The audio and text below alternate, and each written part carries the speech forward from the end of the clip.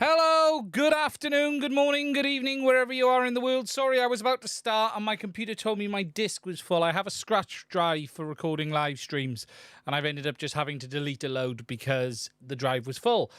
Hello, wherever you are in the world. Is this all working? Let's have a look. Hello, hello, hello to everyone in the chat. Let me just move this monitor a minute, make sure I can see the chat properly.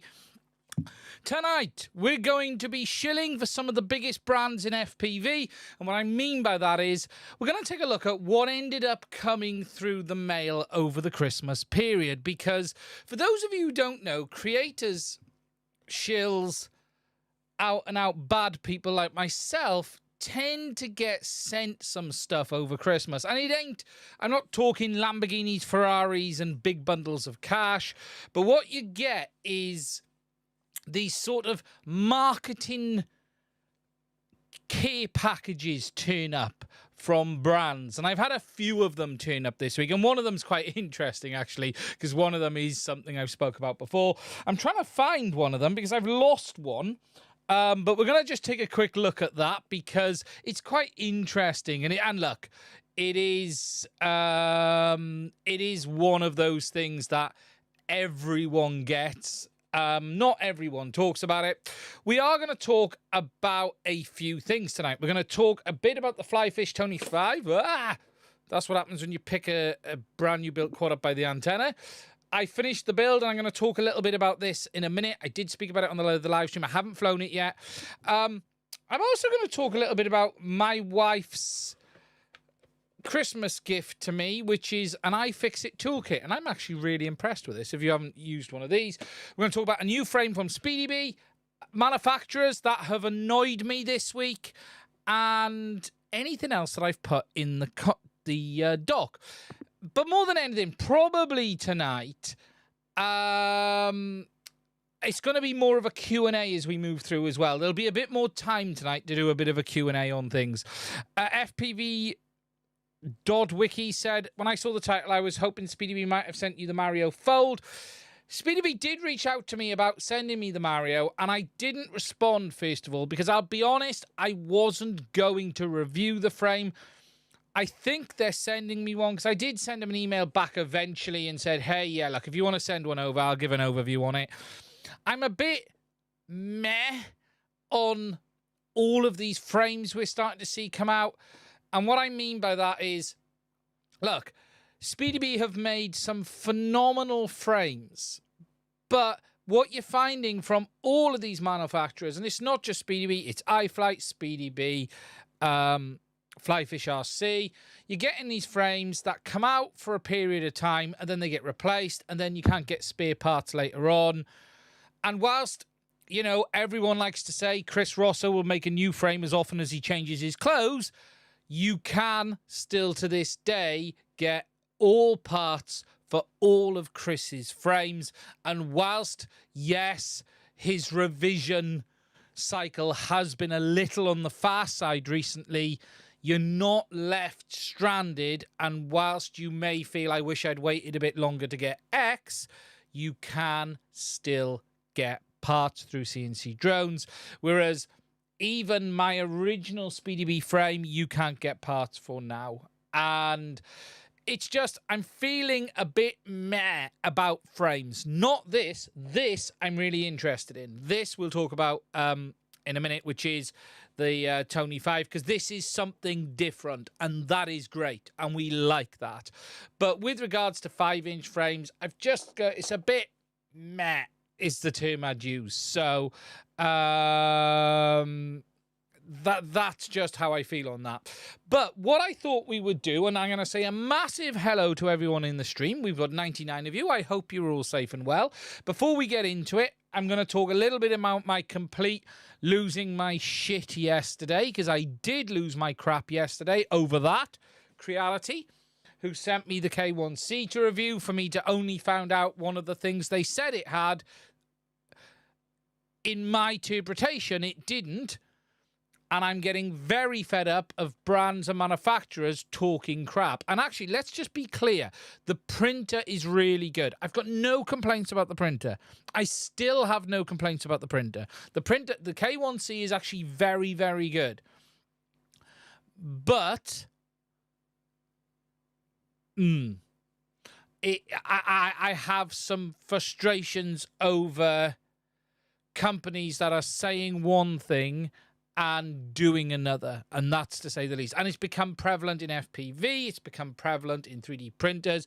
What's actually crazy, for those who didn't see my rant yesterday on it, because I did lose, Failsafe said, I don't think I've seen Ian so angry. I was livid, absolutely livid when I found out. And the reason was, look, when you're a creator and you make content, you cannot take every product, right, and completely tear it down and back up every statement as fact. So in a drone, we can. If you take a bind and fly, I can take the lid off and look what stack, look what flight controller is there. How far do you go, though, with a 3D printer? Have you got to start tearing every extruder down, every board out to have a look at what processor they've said it's actually got? There's a certain amount that you accept that they're not lying about or misrepresenting about. And that seems to have been where things have gone wrong here. It's just, for me, really frustrating, because in that review, I very intentionally didn't take it apart and tear it down. I wanted to receive the product and test it as it came and give my opinions on how you should receive it. And in the end, that's bitten me on the ass. And that's why I was livid, because it was a case of, this is just getting out of control. The amount of companies talking crap, basically. So, and look, Creality is a good brand. I've dealt with them a few times. They certainly may not be happy with me. I don't give two tosses. If they never want to send me a printer again, I am a channel that is honest. I have always been honest, and that is how we do things here. And whilst at times what really actually frustrated me in this is the amount of people going, oh, you've interpreted that wrong. And I'm like, really? Have I now? Because, and I have made a bit of a follow-up video to that, but I don't want to publish it yet because it's too soon. And it's really simple. For me, a all-metal hot end is the hot end. An all-metal extruder, I would expect the main drive gears to predominantly be metal. Now, I actually accept that having plastic gears is a benefit.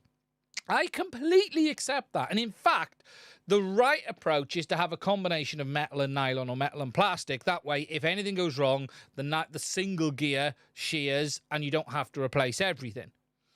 That makes sense. But what annoys me is they said it's all metal. The casing is not metal. The gears are not metal. The bearings are metal and the main drive wheels are metal that meet the filament. But when was the last time we had... Does anyone know of a 3D printer that's had plastic filament rollers? It's madness to even suggest, oh, they were talking about the filament rollers. Really? Were they now?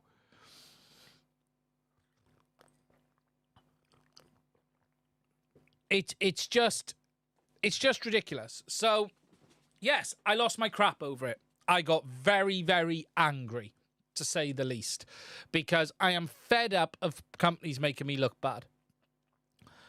And it is getting out of hand. It is absolutely getting out of hand. We've had it with CaddX. We've had it with many, many companies. And look, say this about DJI. DJI do many things that wind us all up, but that you get what they say you're getting. It's very rare DJI. What I've always said with DJI is very simple. Look for what they've not talked about.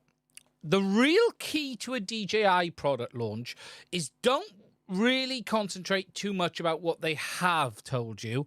Look at the gaps of what they haven't, because that's generally where you fall over with DJI.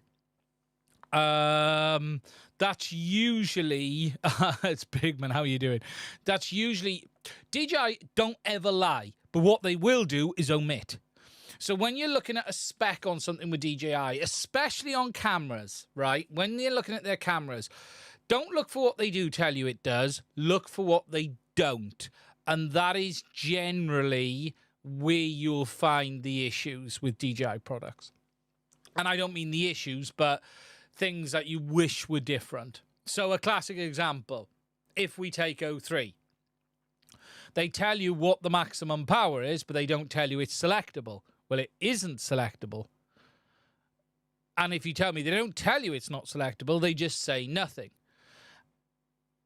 That's how DJI tend to operate. They omit the stuff they don't really want to talk about. But I am frustrated with Creality. I actually, again, and I am going to stress this, I do like the printer. The K1C's there.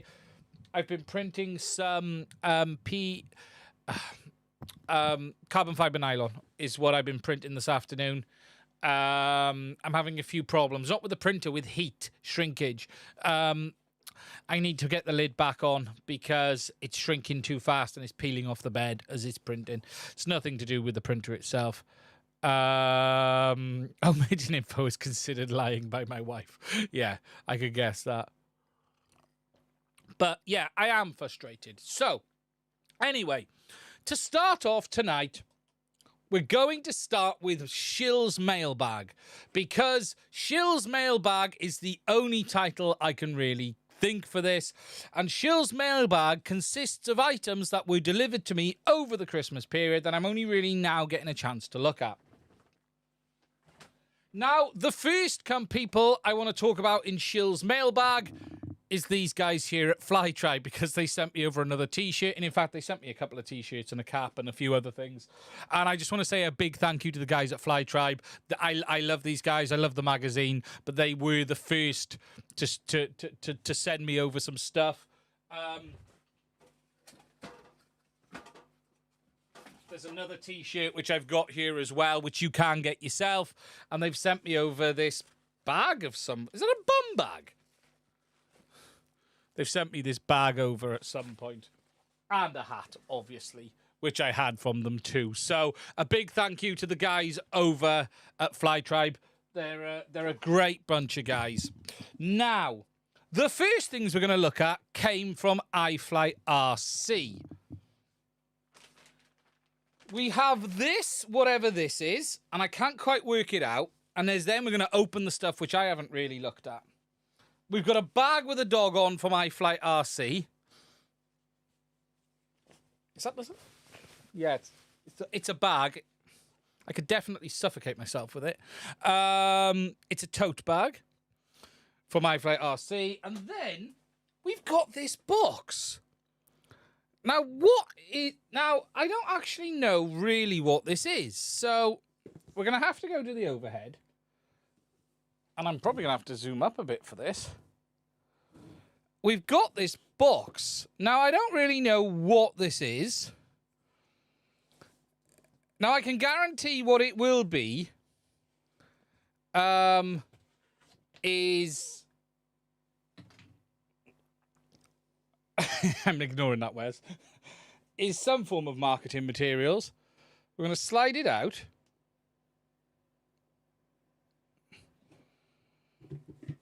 And don't worry, you're not going to see bundles of cash or anything like that. Right, so what have we actually got in here? We have a Defender jigsaw. A Defender 16 jigsaw in timber.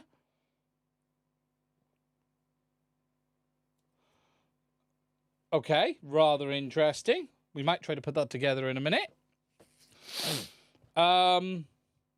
Money pouches, is that money pouches? Obviously, you've got to take into account Chinese New Year's coming up as well.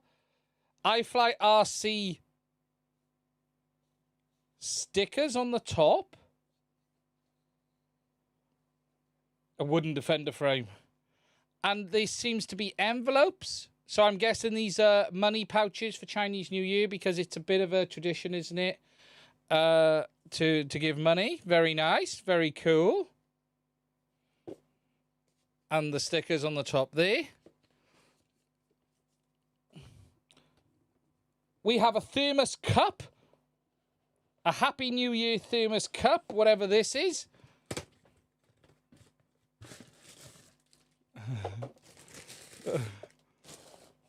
So there's an iFlight RC thermos cup.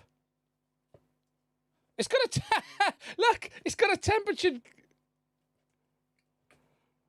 It actually has an LCD screen and a temperature readout. How did I get that to come on? Was there a button or something? Oh, it's a metal one as well. Look at that.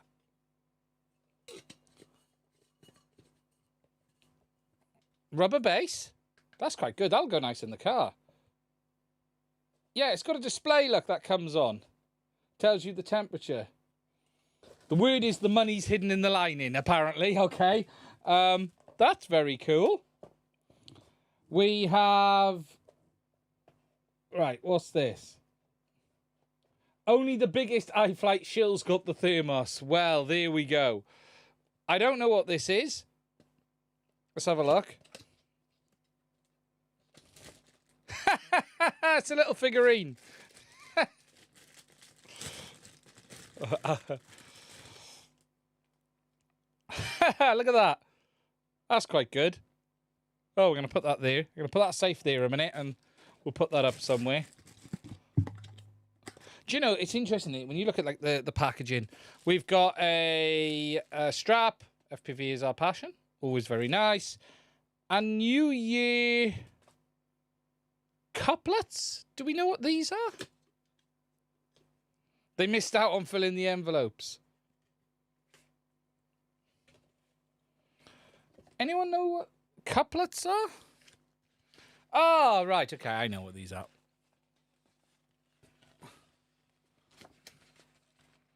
A roll of iFlight RC Happy New Year 2024 couplets. Couplets or couplets, whatever it is. So, thank you, iFlight. That's what happens when you shill enough for them this year. You get this. I think it's just like an advertising banners you put up, basically. Now, there was also another box that I got from them, which I thought said I'd send it back. I'm not even going to Raven. I'm not going to even comment on that. I saw the comment. So, obviously, this is how they buy my loyalty each year. They send me a care pack of... I'm trying to wrap these back up tighter to put them back in. There was another box, which I thought was a frame, because I got quite excited about it. And then I realised it wasn't a frame. It was another wooden jigsaw puzzle. I wonder if Topo got anything. Lon, probably not.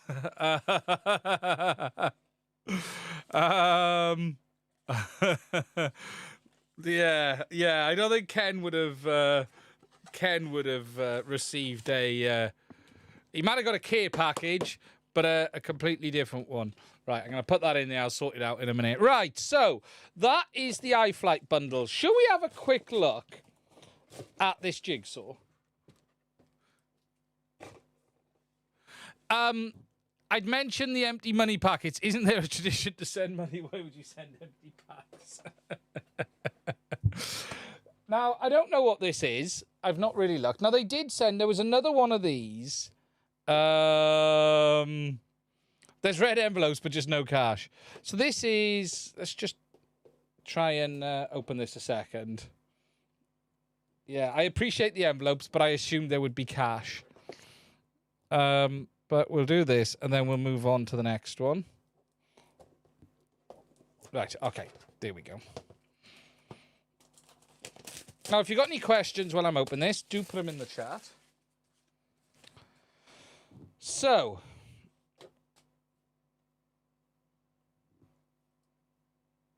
Oh, wow. This is really... You're supposed to fill them and send them back. This is really detailed. Wow, I'm not going to be doing this on stream. Look at that.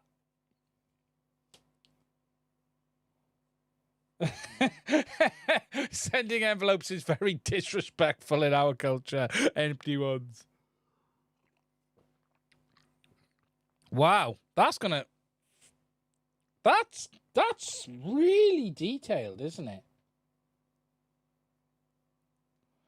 We aren't even in the questionable leak stage of DJ products to report. Did Radio Master send anything? Yeah, well, that's what we'll move on to next. So, anyway, like, I'm not going to do this now. I might do a video on this at some point just to do it, but you've seen it there. I won't do it live on stream now because it'll take too long, but thank you, iFly. I do appreciate it. That's thing. Right. Now, there was a black box with another one with something else in, but I've lost it. I've not lost it. I've misplaced it. Now, I did get some... Before we move on to the piece de resistance...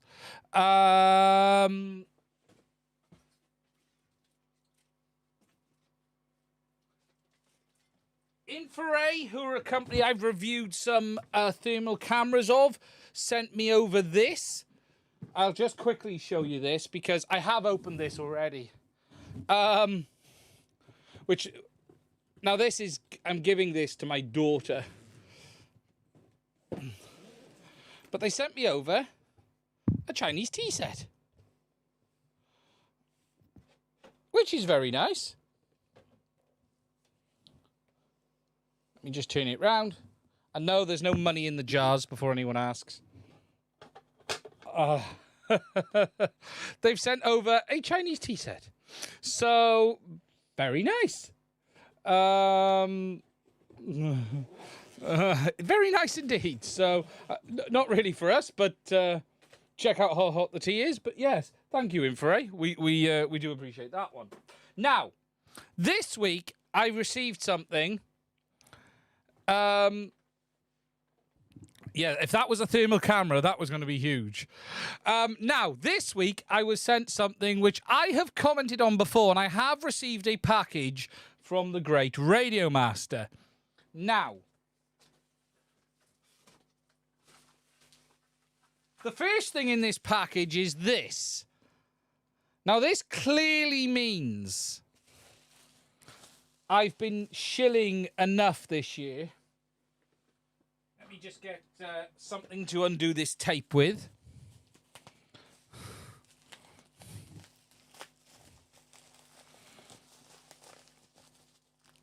Clearly,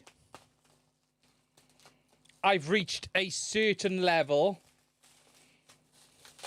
It is. I thought it was. Let me just go to the overhead. Now I know what this is. This is the infamous Radio Master Mads Tech glowing sign. Oh, Radio Master, you got me in the end. Oh, that is nice. I got to admit, it took them about a year. So, there. Shall we open it up? You've seen them all over. You may have. Shall I check if it's safe? No, I won't. Oh, wow. Do you know what? Wow, that is actually really nice in person. Let me just put that there. It's wrapped him. That's really quite cool. Thank you, Radio Man. Is it 6S? That's cool. Quite industrial looking. It's not 3D printed. You would assumed it would have been 3D printed. Does it support Express ELRS? That is cool.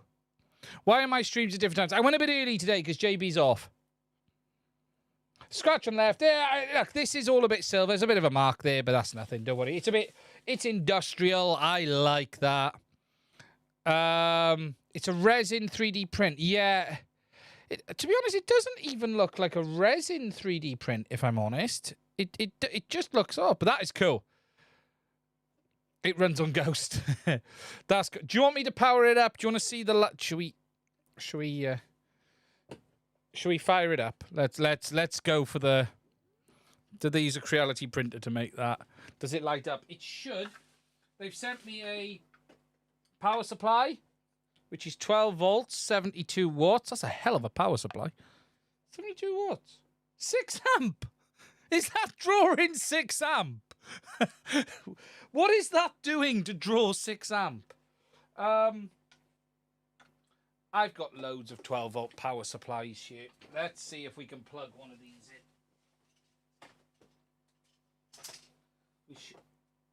Is that a 12er? Let's just check.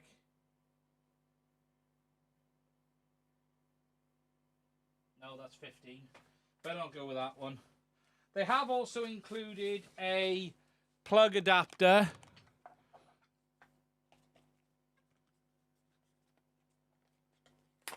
For the forum plug as well, which was very kind of them. Move that over there.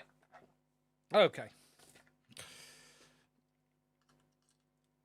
This can only end well. Right.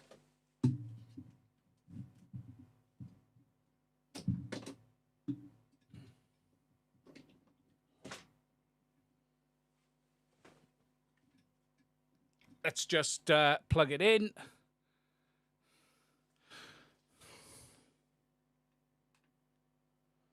Power supply's in. We got a button on the back. Are we ready?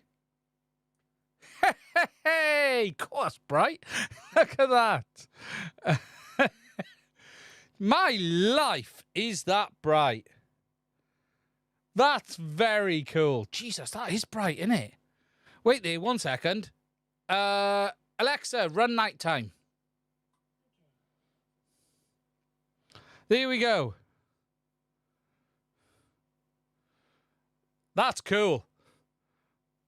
As much as I've seen people with it, that's cool. I like that. That is cool. Thank you, Radio Master. You've managed to bait me into putting this in view in the channel. Alexa, run studio lights on.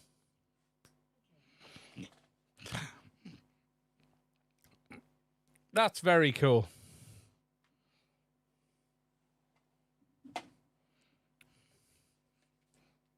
No, it's not backwards. It is correct. That's cool. That looks really cool. I have arrived. I'm really impressed with that. I'm going to pop that up there a minute. And I will sort out getting that powered on in a minute. We'll get that fired up. Right, but there's one other thing. There is one other thing. Now, they've sent me this rather large mat, which actually is a really nice desk mat. That is awesome. But within it, yes, there it is.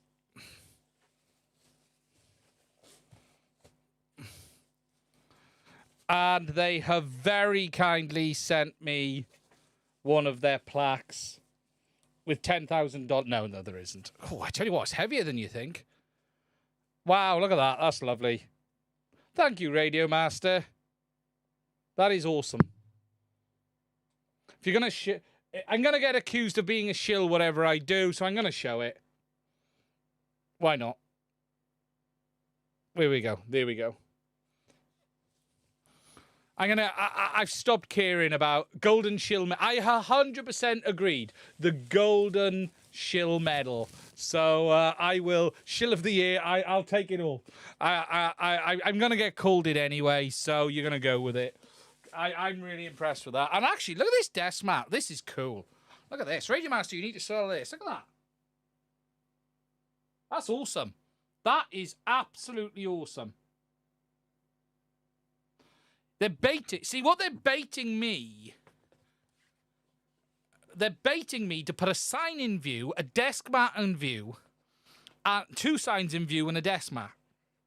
No, look, genuinely, I want to say a thank you to all of these companies. Now, I was always a bit, before we get into the stream, I was always a bit, do I show this stuff, do I not? But, you know, look, the reason I've showed this is this. Everyone gets this stuff. If you're doing this, someone is going to send you something like this. Okay, that's the reality of it. And look, does it change your opinion on a brand? No. Okay, don't anyone think for 1 minute that you're going to suddenly, I don't want to say bad things because I might not get a nice care package at Christmas. These things are really nice. And what's really good is they're actually decent brands. They're all decent brands. None of them are perfect. Sometimes we have to criticize them. Sometimes we have to tell them off to make sure they're not doing naughty things. However, everything we do, especially on this channel, is always done with the right intention and the right reasons in place to ensure that not only they're doing the right things for the consumers, but themselves as well. And that's what we like to do here. Caroline RC, they have baited many, in fact. There was a mass of people baited.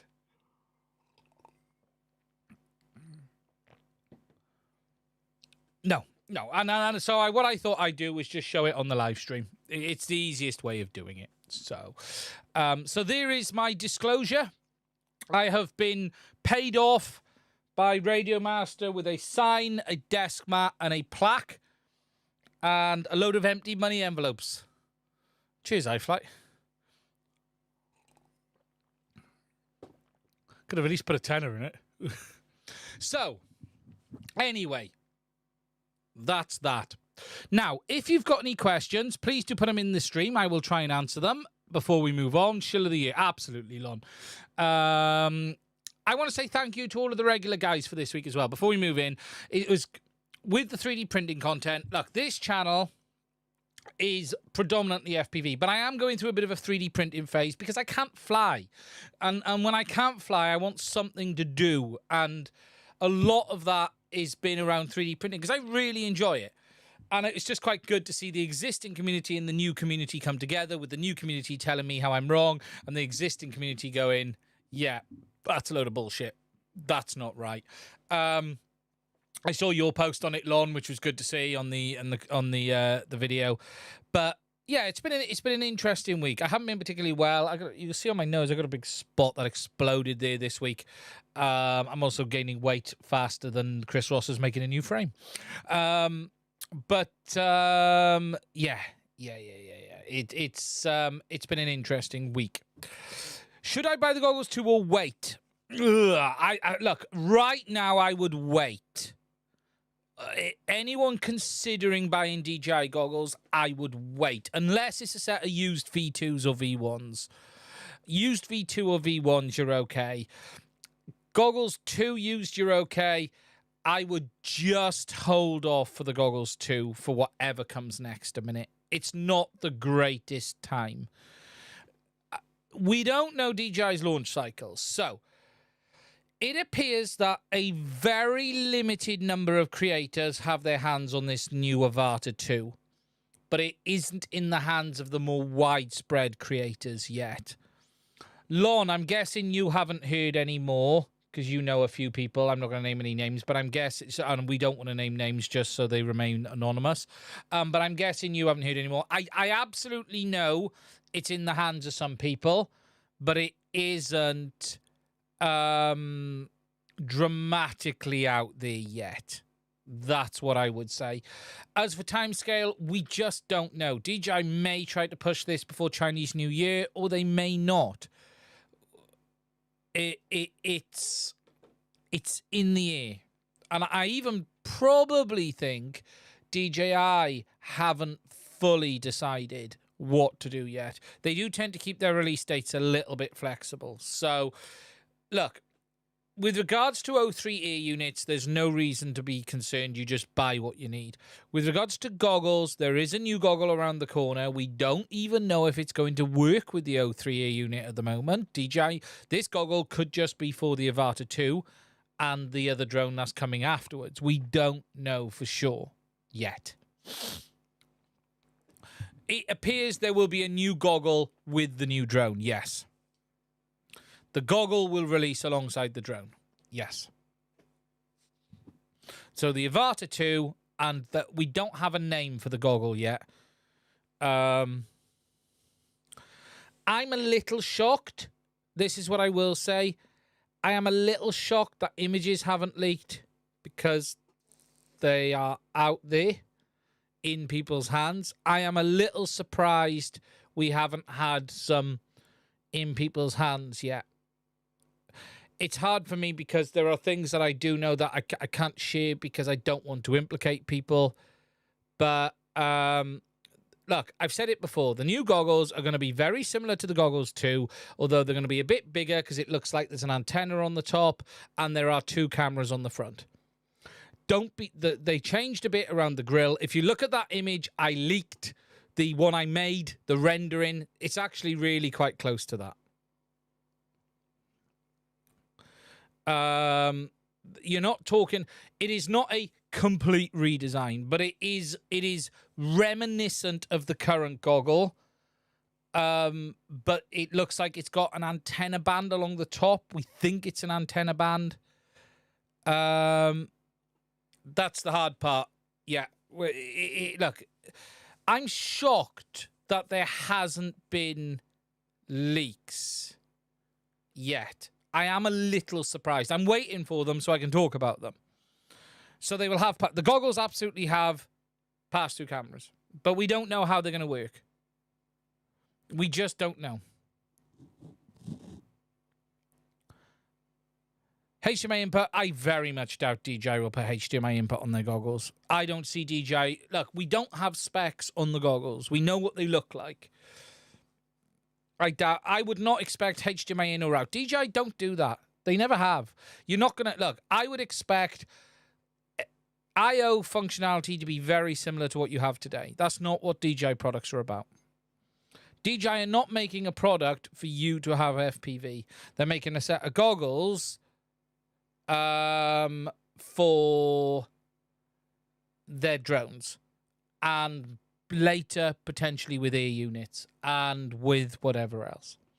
We know there's 2 cameras on the front. We don't know what they're like.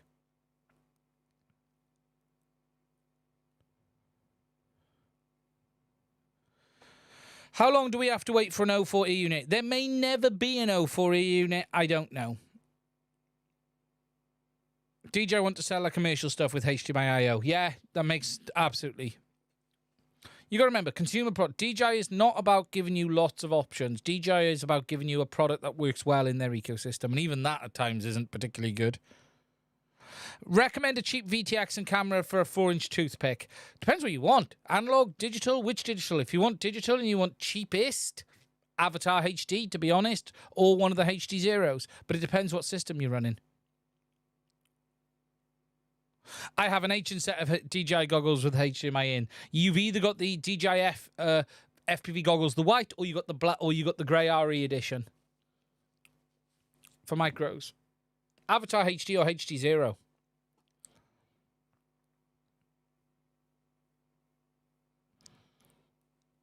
I'm still flying with Vistas with goggles too, tougher than O3A units. Yeah, it's not a bad choice. You know, a lot of people have...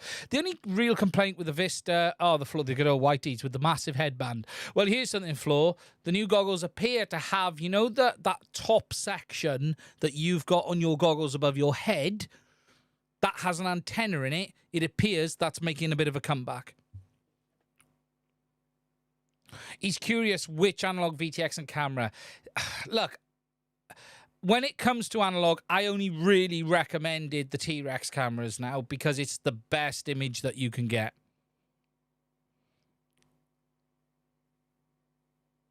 CaddX rattle, yeah, rattle. I always went with the Foxeer T-Rex because it's a bloody good one.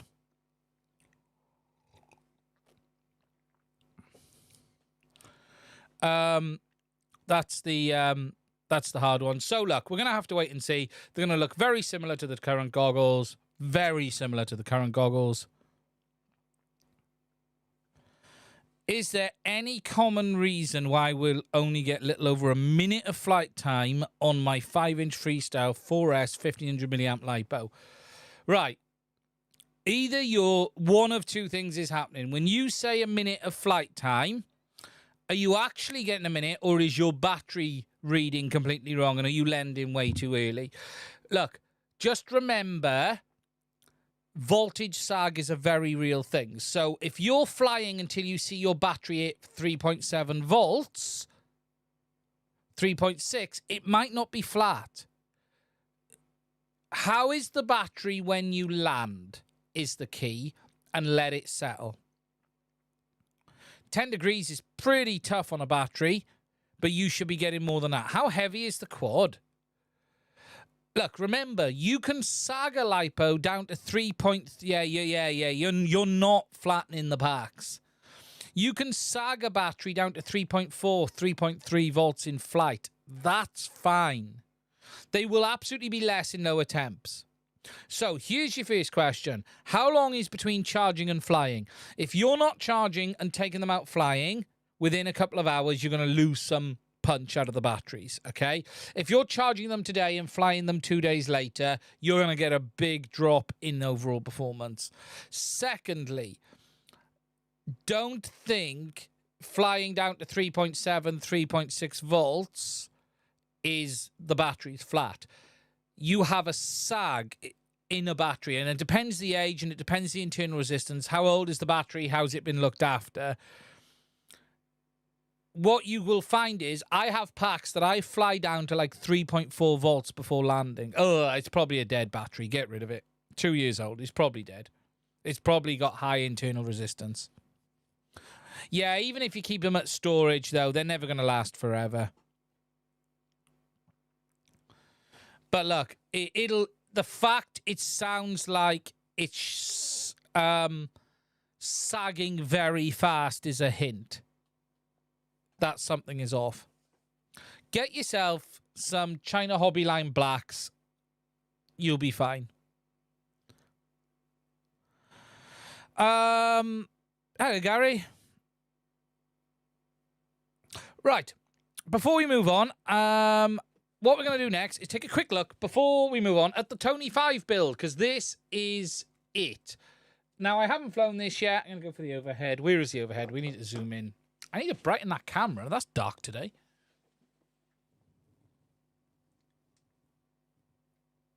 Let me just knock the brightness up a bit. That's a bit better.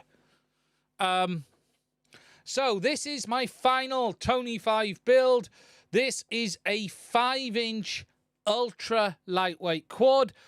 As you see it here today, this weighs 182 grams with a HDZero Whoop VTX in the back.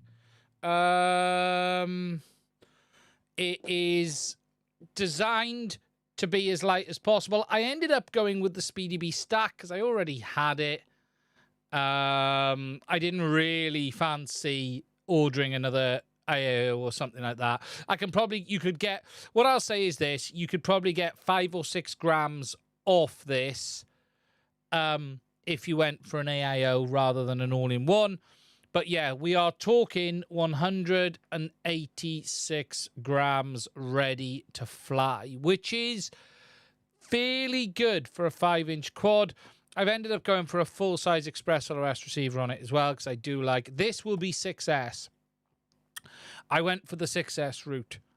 So this will be 6S. It's got the HDZero nano camera at the front, which is the Nano 90, which I decided to go with. I've not gone for a long-range 5-inch. I've gone for a sort of a fast flying around the field 5-inch, but it's going to be interesting to see how it flies. 180 grams on its own without battery. I haven't got a battery on it. 182 as it is.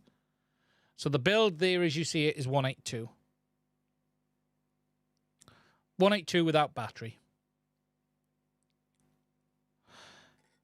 How's the price on this frame? Do you know what? I can't remember what it is. Flyfish RC. It's quite a cheap frame. It's like 30 quid, $30. It's not expensive.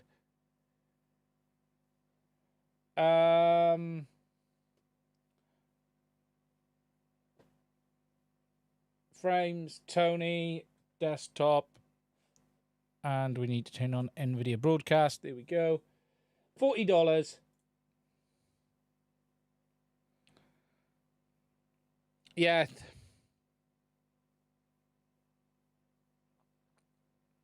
You can do a similar right with a Aroma L5, probably. Now, you could get this down. You know, the frame itself is very, very lightweight. You could definitely get this down. The frame itself on its own weighs 57 grams. So it's a nice build. It really is. Yeah, 750. But quite a nice little frame once you've built it up. I finished building it today. I haven't flown it yet. I haven't tuned it yet. It's going to be interesting to see how it flies. I've gone with HDZero. I was going to put Avatar HD on it, but I've run out of VTXs. So that's what I've ended up going with. It's not bad. Not bad at all. Quite an interesting build. Don't forget to add the RID module in the USA, as Gary quite rightly says. Hard to tune because it's so light. Yeah, well, at the moment, I've just moved the sliders probably a bit too high. I probably have to back it down, not up. But yeah, overall, and I've run out of tape for the sides. So, yeah, pretty good. Pretty nice little frame, actually. Pretty nice little frame. Not a bad bit of kit. Now, as we're talking about frames, this does take us nicely on to SpeedyBee, because SpeedyBee have released a new frame called the Mario 5, and they've also released a bigger Mario frame as well. Now, SpeedyBee did reach out to me a while ago and say, do you want to look at this? And I was just a bit... Look, I have said I'm backing out of some reviews, and this was part of the plan. Although I did sort of, in the end, I had a message back and forth with them because they've got something else coming as well, which I can't talk about yet. And I sort of said, yeah, if you want to send it over, but I'm probably not going to do a review. I'm going to do an overview. I can't review a frame. I'm not going to end up flying it. But what I will do is give you an overview of the frame on the channel. But I did just want to sort of highlight it as well, that it is out. They've got this new Mario 5. I am feeling, though, that we are getting very meh with frames. Everyone seems to be just making frames right now. And what's good is you've had a load of cool frames, which we'll talk about in a second, and then you're getting just a load of sort of tweaked frames, and it's like it's a new year, it's a new frame, and it's got a bit of bling on it that doesn't really do anything. It looks okay. So you've got the Mario 5 DC, and you've got the Mario 5. You've got the spec aluminium front end head, which is good. I don't really get what this is. I'll be honest, I saw this and I was like, but why? What this, you know, aluminium front end I completely like. It's not a problem. But this, why? What's this for? What does this do? You know, it's I don't get it. You've got the support structure underneath, which is quite interesting. They've got the interlocking arms, and there's a space underneath for the main capacitor. Redirect here to the stack, but just to keep it cool. Yes. But really, we're not really at that stage. There are some nice looking things about it, though. Look, I'm not saying it's a bad frame. I'm not saying it's a terrible frame. I just feel we're getting to the meh stage of frames. And I'm just a bit... You know, this is quite interesting. You've got this armor section, frame protection armor at the back for the O3E unit, which looks quite solid. You've got the lightweight protective feet. You know, look, it's not bad. It's not terrible. I like it. It's definitely O3 optimized because it's got the isolation at the front and they've got a light version. So, yeah, it's rather good. It's nice. But it's just another 5-inch frame. And that's where I'm starting. And I'm just getting a bit underwhelmed by frames, if you get my meaning. There isn't... Stick to Apex 5. And all Ross's, look, I know Chris takes a lot of crap. But Chris has also made some very, very good frames. And I do like the new AOS. If you want something a bit more that you want to spend some extra money on, the AOS. I haven't tried an Apex 5 for a very, very long time. I probably need to order one in. It's been a long time since I've tried an Apex 5.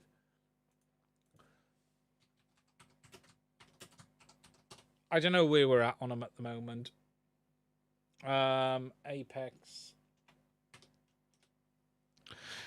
Chris's frame. I am really impressed. I've always Apex 5 FPV frame. Here we go. So you can get the Apex 5 Evo in the UK. Your FPV.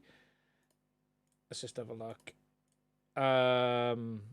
Amanda's got it as well. So 78 quid in the UK in stock. Pretty good. You can't really knock it. £89 at your FPV. And then you can see them Evo 5, Apex Evo 5, Apex Evo. What's the difference between those two? Apex Evo 5, Apex Evo 5.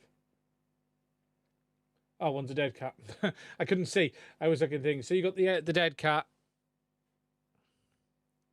Yeah, it is a bit tight on space, isn't it? But look, it's a good looking frame. You can't knock these for what they are. Do you know what I mean? But it is a little tight at the back. But they're even showing it with an 03 ear unit now, which is quite interesting. Although I wish they... Look, TPU insulators at the front is not ideal for 03. You really want silicon. 03... Look, TPU is at minimum. And look, you can see you can get an 03 ear unit in there, but there isn't a lot of space. But it will fit. And they are showing it with 03 now as standard as well. So, yeah. I don't know. Has anyone here... how much printer hate mail have I had? I'll talk about that at the end, Gary. Has anyone here tried JB's frame? I haven't really seen many comments on the new JB frame. Obviously, there was a bit of noise at the start, and I didn't help with that. But I haven't really seen people's overriding thoughts on JB's frame at all. I've not seen any feedback. I've not really seen comments. I've seen a few people build them. Not many. And that doesn't mean he hasn't sold loads. Look, JB's going to sell a bunch of those frames to people who watch his channel. But I haven't really seen much feedback other than the initial bit of noise, you know? I am intrigued. Just how people have got on with the new frame. I was tempted to order his frame kit from Get FPV and do my... The problem is it's only going to end badly because... We need to talk about this as well, actually. I haven't spoke about this yet. That definitely needs to be talked about. But I was tempted to do a build of JB's frame and give my thoughts on it from start to finish and just give a genuine review. But the problem is, if I didn't like it or if I said something bad, it's not going to go down particularly well, is it? Look, I don't want to upset JB, but I don't also... I'm not going to not say something. But I was tempted to do the full build. What drone product would I produce if I had to? Let me finish the JB frame and then we'll talk about that. Yeah, it might not end well, but I am tempted to order in the frame to have a look at.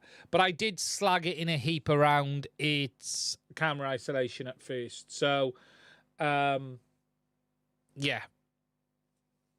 Yeah, overall. But look, JB's frame, I just was intrigued how people have got on with it. I just not really seen a dramatic... And that might mean people are loving it and they're more than happy.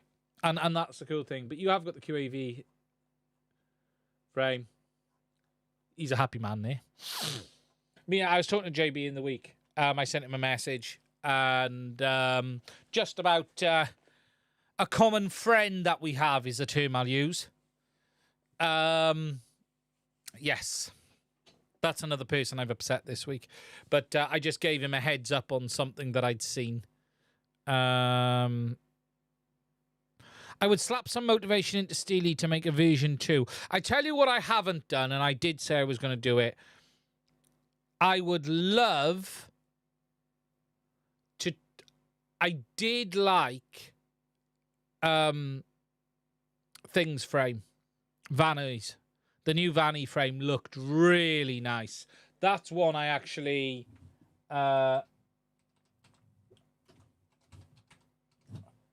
the new Vanover frame did look very, very nice. And that is one that I did want to try. This, the Vanny Style Pro Frame Kit. This does look like a very, very nice piece of kit. Genuinely, I like the look of this a lot. Really do like the look of this. It is a very, very nice piece of kit. I like what he's done with the design. Look, I'm more than happy to have carbon fiber plates up front. It's really quite a squashed frame, and I like that. I do prefer squashed frames than these longer frames. I think that is a very, very interesting frame. And it would be very interesting. Although, the problem is, if I ordered that frame, I'm not going to be able to get myself a KISS flight controller to be able to put in it anyway. Because you can't get the fricking things anyway, can you? So, I can build a frame, but I'm never going to find myself a flight controller. Although, I've got an Ultra. So, I have got an Ultra here I could put in it. I'm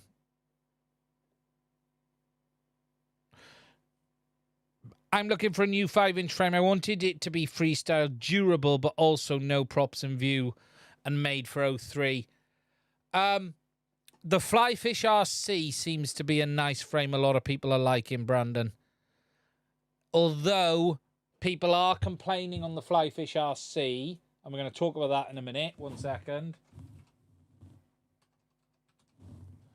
That when they're smacking the front end, it's bending in. So there's going to be a redo of this frame. If I go for the Vendor, if I go for the 5-inch 03, can you see it on here, or have I got to go and get mine? I'm looking just right. What's happening is when people are crashing, this hollow area here is buckling in. Because it's hollow in that area there, when you're having a hard landing on the front, it's bending this in. Now, I believe they're going to do a slight redesign to fill that back in, to stop it happening. So if you are going to crash it, that is something to be aware of. Other than that, the comments on this frame, and I've got this frame and I really like it. I think it's a very, very good frame. A very, very good frame indeed. But yeah, people are getting that front end bend in because of the fact that there is an air gap. But I do believe Flyfish RC are going to redesign their front plates. What I actually thought was, yeah, someone said drill a hole, put a screw in it. What I actually thought was to put in a sort of 3D printed piece in either side. That would probably stop it buckling in, even in PLA. TBU obviously wouldn't, but PLA would. It just needs something to stop it crushing in. That has been a complaint on that Flyfish RC frame. But other than that, it is the Volador 2 is a very, very good frame. A very, very good frame. But if you did like, look, Chris Ross's you won't go too far from. I keep saying it, I do like Chris's frames. Genuinely, I do like the AOS series. They're a decent frame. But then again, you got the Apex. Right. Something else I wanted to talk about this week, which I've not put in the title, and I forgot about this because I saw it and then missed it and then came back, and that is this thing. The QAV Pro Mirage 360.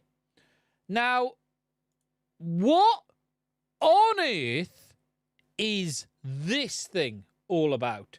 So, we need to go back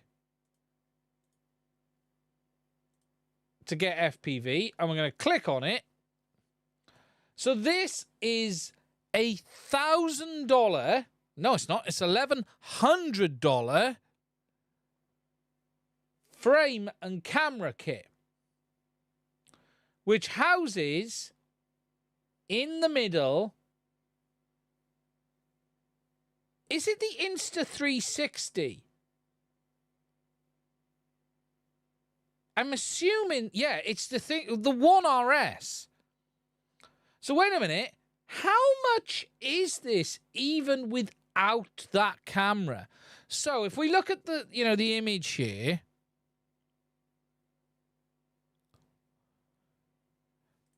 you've got the Insta360 there. Now I can see it side on. You've got O3 up front, dual antennas either side.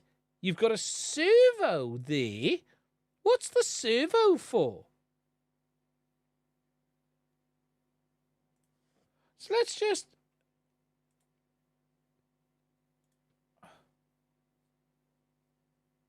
What's that?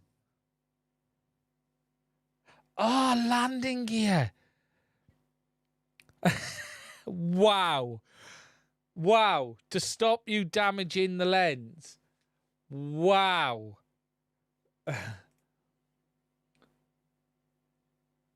Now I see it. Wow. Okay. Now, look, let's be honest. It is an incredibly interesting design. Where's the battery go in the back there? So you're getting a 1300 for, what's that, 3 or 4S? You've got this isolation mount, which is 3D printed TPU. You've got the camera there with the O3A unit up front, USB port. Yeah, I'm not sure how well that leg is going to stand up. You're not going to be slide landing on that. It's a very interesting card. But wait a minute. I want to look at the price. So, if we order it without the 360...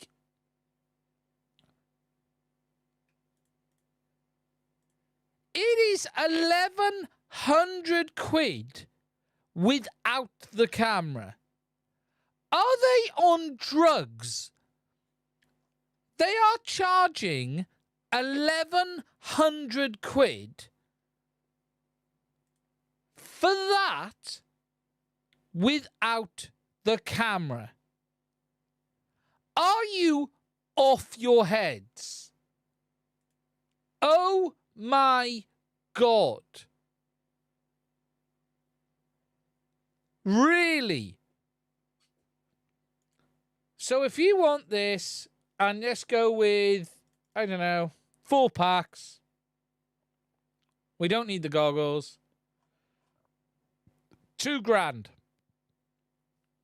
2 grand with the camera and 4 batteries. Yeah, and let's be honest. If you look at these images, how strong is that? I'm not being funny, right? That does not look particularly strong, does that servo?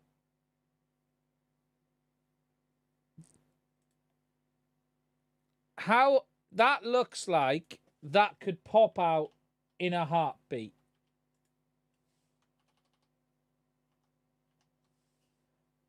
That look, yeah, you're not trusting that.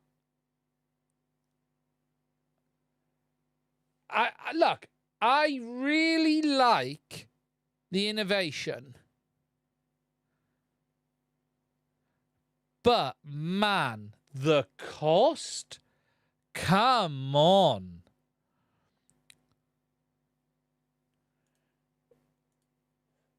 Why is that quad so much money?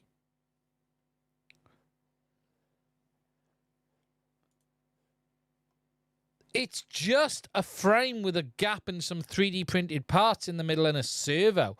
Put $100 on it and I get it, but my God, you are taking the mickey with the pricing there. That is just... I'm sorry, QAV. You're on drugs, Lumineer. Sorry. You are off your face. That's just absolute BS.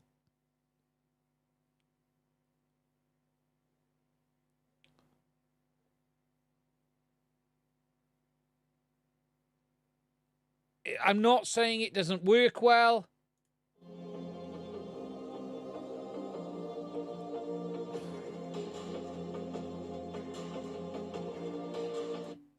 Can I stop the audio? Let me just mute that a minute. Here we go to look at this video.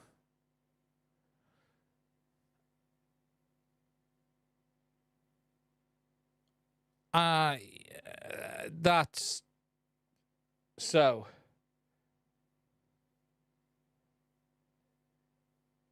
So they're flying it. And don't get me wrong, I get putting the 360 on it is really cool. I do think that there is some really cool stuff that you can do on that. But that pricing is bullshit. And they should be called out for that.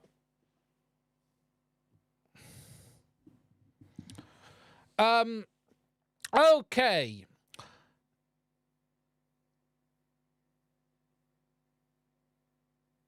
The camera is 400 quid. So £2,000 with the camera, or 1,100 quid without the camera. What gets me is the 1,100 quid without the camera. That's bullshit. That's just bullshit.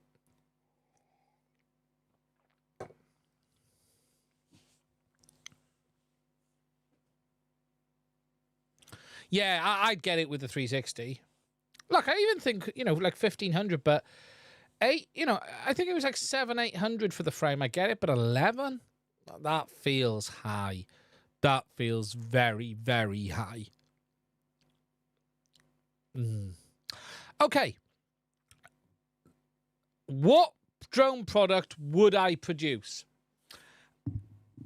I would not make anything that I review. I've had an idea in my head for a product that I would love to make. Yeah, Glon, 1,100 for just the quad. Yeah. I have had this idea. I would love to make... There are two things I would do. If I was ever to make products, they would be tool-related. They would not be drone-related. I'm not going to sit here and go, here's the Mads Tech frame, or here's the Mads Tech motors. Anything I ever did would always be around tooling and things like that. And I would love to do my own FPV toolkit. I would genuinely love to do a toolkit. But I would also like to design, and I'm putting this out there now, means someone will probably steal the idea and do it. But I did want to build a sort of FPV multimeter.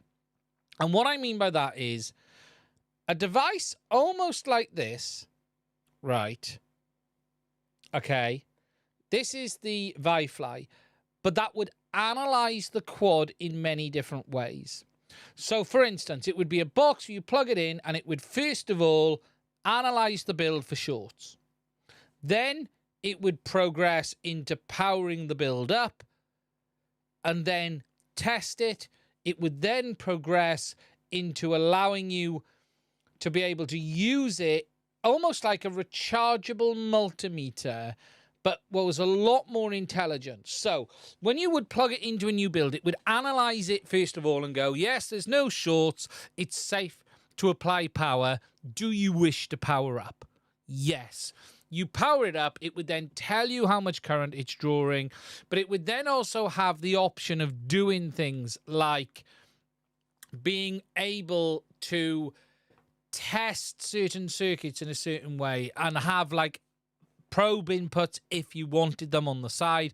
And I had this sort of idea of this, almost an FPV analyzer is the term I'd use. So it would self-analyze a new build to protect you. So power it up carefully, check for shorts, check for current draw, check for anything else. Because for instance, first thing you want to do is check for dead shorts. Then you check forward to see if it would how much current is it drawing? So, for instance, on a new build startup, you should have less than an amp. You should be, talking a couple of hundred milliamps. Then you fire up enough to go for the ESC, and then you power up the motors and almost analyze the build, check that from a power functionality it's completely safe, but then also have probe inputs that you could test. I've just seen Lon's comment. You twat. You broke my thought. Just like the mouse tech condom, it would break. And almost have like an FPV analyzer, which was capable of doing all the things you want to check in FPV. That I would love to have something like that. But also then, for instance, really quick way of being able to check current consumption on goggles, check batteries, all a bunch of features. So, for instance, the XT60 output would give you a real-time current draw, power output and current draw, variable power supply output. It would tell you, you plug in a set of FPV goggles, they're drawing 100 milliamps, 200 milliamps, 300 milliamps. An FPV multimeter analyzer, that in one, was the idea that I had in my head. Just like a one-stop tool that you don't need to understand how to use a multimeter, right? It's easy for me. I can grab a multimeter. I bought myself this. For those who know who this man is, I have the EEV blog multimeter because I like Dave. Dave is a phenomenal bloke, a bit of an inspiration to anyone like me. I got loads of multimeters. I've got Flukes. I've got all sorts. But this is my go-to on the bench because not only is it the EEV blog one, but also it's a bloody good piece of kit. Now, I know how everything works on this. It's easy for me. But there are lots of people who build drones who don't know how to measure current, don't know how to do the stuff that these meters can do. So for me, the idea was to put a product together, which is like with my mindset, which is take a complicated and difficult subject and make it easy. So, I've built a quad. Is it going to go on fire? The device will analyze it before it powers it up and says, hey, no, it's fine. And then do you wish to power up? Yes. Boom. Power up. Allow it to limit the amount of current. Lots of stuff like that. That I'd love to do a tool-related product. I'd also like... I like the Gamer's Nexus approach to tools. And look, this is the kind of fanboy I am. I have this. For those who know what this is, I have this. This genuinely, hand on heart, is phenomenal.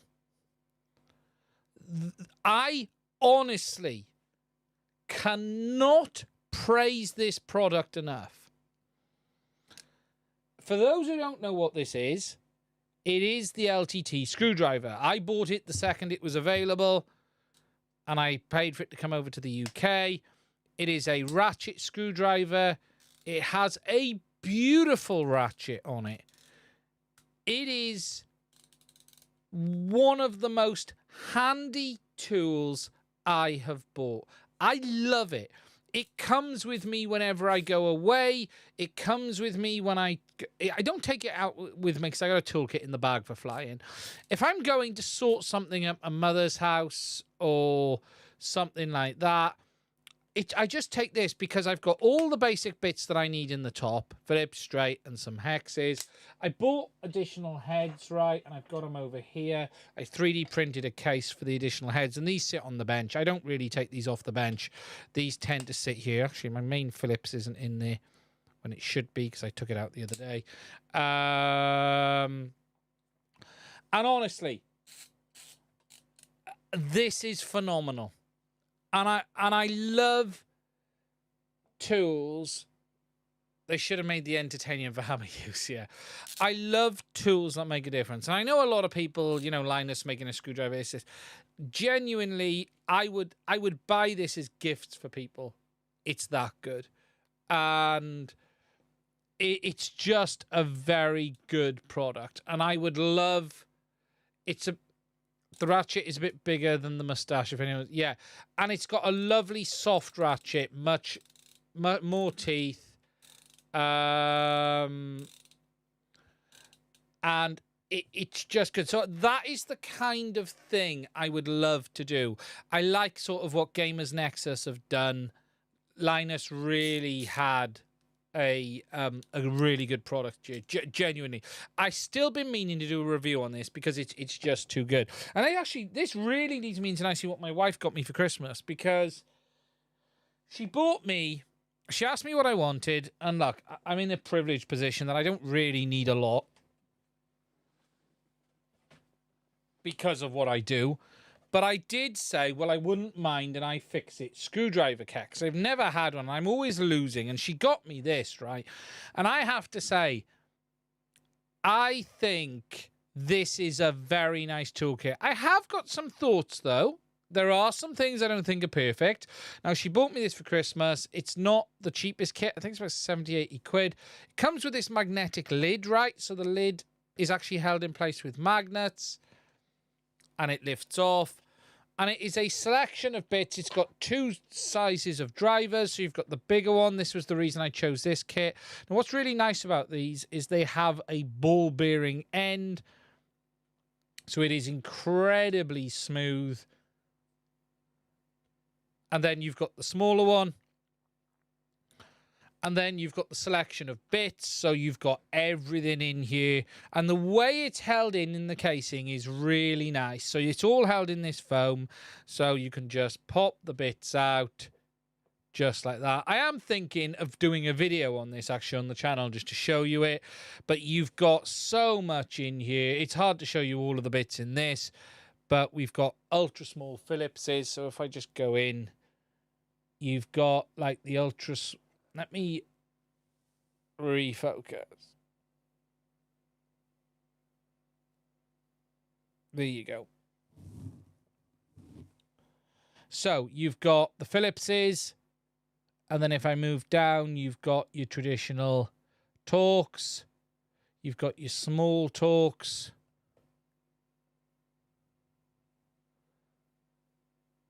And then you've got all of the unusual sizings in there as well. What I will say, though, I do think the quality of the bits could be better.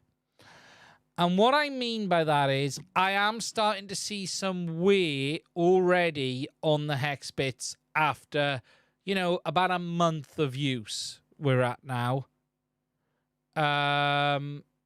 But it is, I do think the quality isn't on the bits.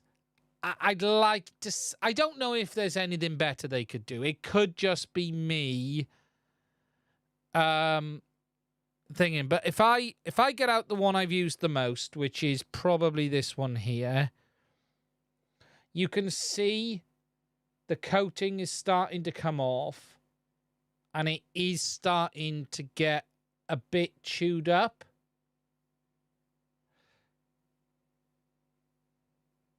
It's not worn, but it is wearing. And I don't know how long they're going to last. And that's the two.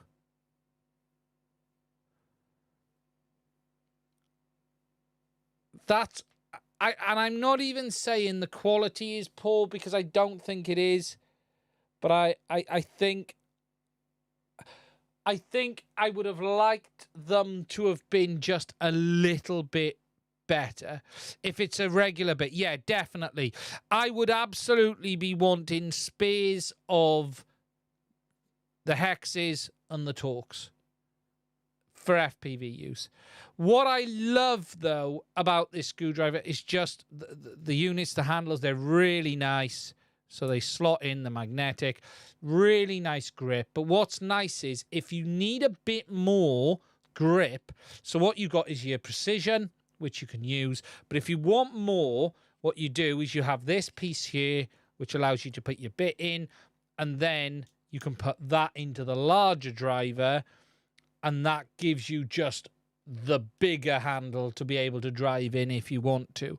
So you've got the option of using the big handle if you want to, or you can go down to the small one. My hands are a bit sweaty, so they're... And then down to there. But what I love is if you keep it all going back in, it's just a really nice, easy to use kit. And they do give you all of the bits you need to be able to use it. You can use the big bits on the little driver, the little bits on the big driver. It is a really nice kit. It really is. What I've not really done, though, is on iFixit, had a look at the prices of the replacement bits. We will do that now, actually. iFixit. Linus is making his own precision screwdriver set. And here's something, for those who watch LTT, because I do watch the WAN show, actually. I watch the WAN show every week. I'm a big fan of the WAN show. And I think, if there's anyone here who watches the WAN show, Linus is making a precision screwdriver that has a ceramic bearing top that spins. But I have a feeling he is going to be using the iFixit bits. Just from his comments today, he didn't say it, right? But I have a feeling he was very praiseful of the bits. And I think he's done something with iFixit and they're going to use their bits rather than his own. But I could be wrong, and that's a guess. Someone has asked, how do the LTT bits stand up? They do seem more solid. I've got no complaints about the LTT bits at all. These have had an absolute hammering, these LTT bits, and they're fine. They're slightly discolouring, but they are absolutely fine.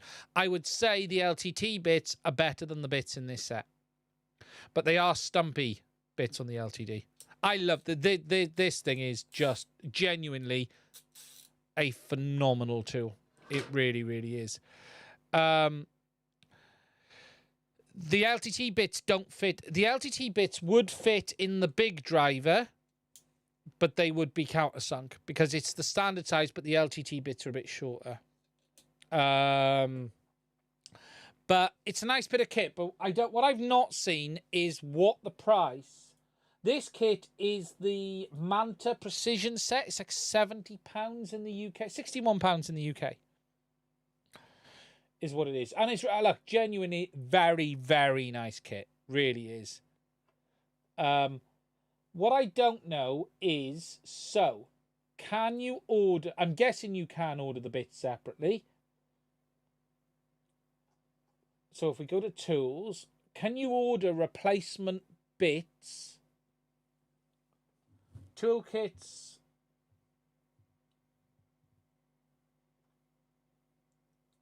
Drivers and wrenches, but do they sell the bits on their own? See, that's not really bits. Should we search for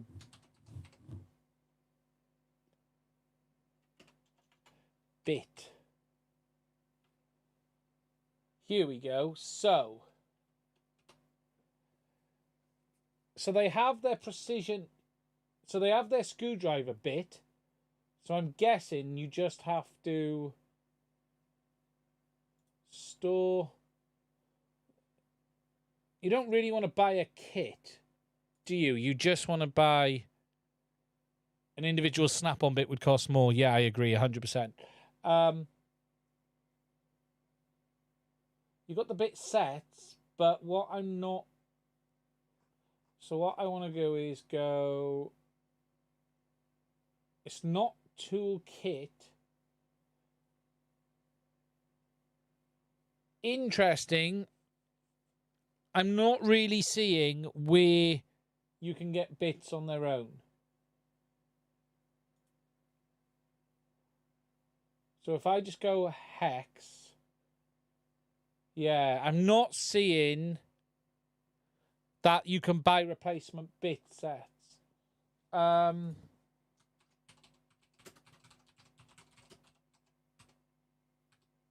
iFixit replacement bits. Okay, so they're clearly available.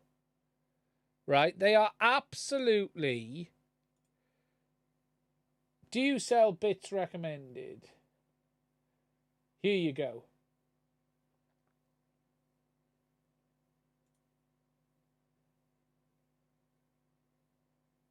Ah, right. So that... There we go. Sorry, I couldn't... So you have to do it. They definitely sell them $2.99 each. Right, okay. So in the UK... So if I search for bit... and go back onto that... There we go. I missed that the first time. There we go. So that hex which I'm wearing through is the 2. So if I wanted the hex 2, there it is. $2.99.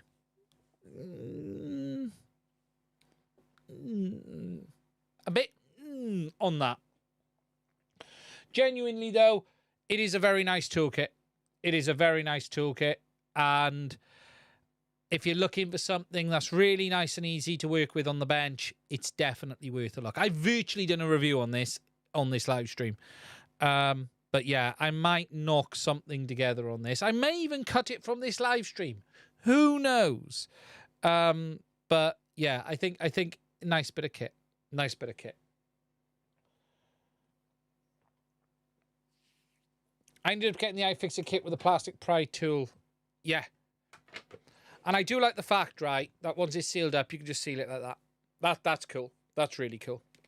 But yeah, if I was going to make a product for FPV, it would be tool related.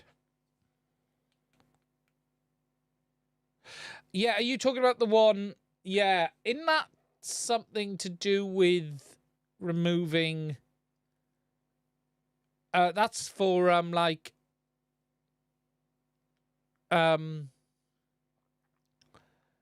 wing nuts. Isn't it for wing nuts? Something like that. Okay, so if you've got any questions, please do put them in the chat and we will try and answer them. Let me have a look at what else I said I was going to talk about today, because I have forgotten.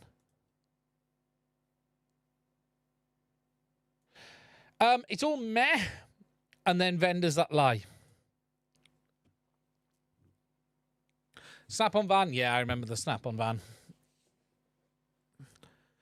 T-Rex is like 40 quid, getting into digital money. What cheap cameras do we recommend? I'm not the best person to tell you. Have a look at the CaddXs. If it's not that, have a look at what CaddX have got. CaddX FPV. If we go to CaddX, pulling keys off my keyboard. Analog camera. $49 for the Rattle. Baby Rattle is $25.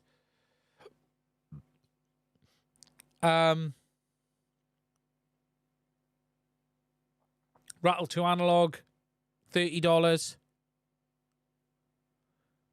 Look, there is a lower price limit on cameras that they're just going to be shite if you go too low. But yeah, one of them will do you. Snap-on truck comes to my house now.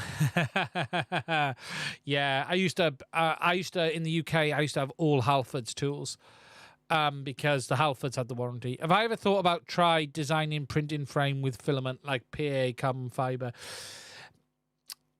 I have. I did think about trying to print up the Source One.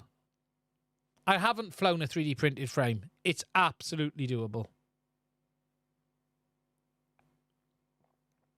Bubby they did a video on Rotor Riot about it quite recently. Although the bit I just thought was a bit weird is because they sort of just flew it into the wall and sort of went, oh, it broke. Well, it's not really a scientific test when you do it like that. You know, can I imagine a carbon fiber frame? A carbon fiber printed frame be as strong as this? Yeah, actually. Do I think analog is going to die? I do genuinely think its days are numbered. I do genuinely think that digital is taking a big step forward. What's up with the O3 cameras that are cheaper? If you read the description that says they have permanent camera calibration error. Okay. The hypothesis on these cameras, Bobby, because I have one here in front of me in my hands right now. Is that the right one? Yes, it is. There. I've been testing this. There is a video coming on it. Right. There are one of two things. They are either cameras that are being sold by the manufacturer around DJI that are not in DJI's system, which means they can't be calibrated, or we believe they may be used cameras being recovered from faulty drones. And what I mean by that is the camera module in O3 is the same camera module in the Avata. So DJI will be receiving Avatas back for repair. They will then be refurbishing them and sending them back out. And I think some of these modules, a hint might be from there. The reality is they are legitimate cameras. The camera module itself is legitimate, but it is not. If you look at all of the ones I've seen, they have a zeroed serial number, which means you can't download the information from DJI because the camera doesn't have the serial number. Is the O3 and Avata video quality the same? Identical. Yes. I just use the lens. Absolutely. We think it's a legitimate camera. It's not that it's fake. It's just there are some quirks around where these are coming from. And we also believe they're used. I don't believe they're brand new. Wes said, have I seen the new hotness come into Express ELRS? Dual 2.4 and 9 gigs, both at the same time with new semantic. No, I haven't, Wes. I've been a bit busy, so I haven't been caught up. Would I go naked O3? As long as you've got plenty of cooling. If you need the weight loss, it is interesting. Gemini Crossband. Gemini X. Oh, Jay would be behind this, wouldn't he? Only him. Every time it's that bloke.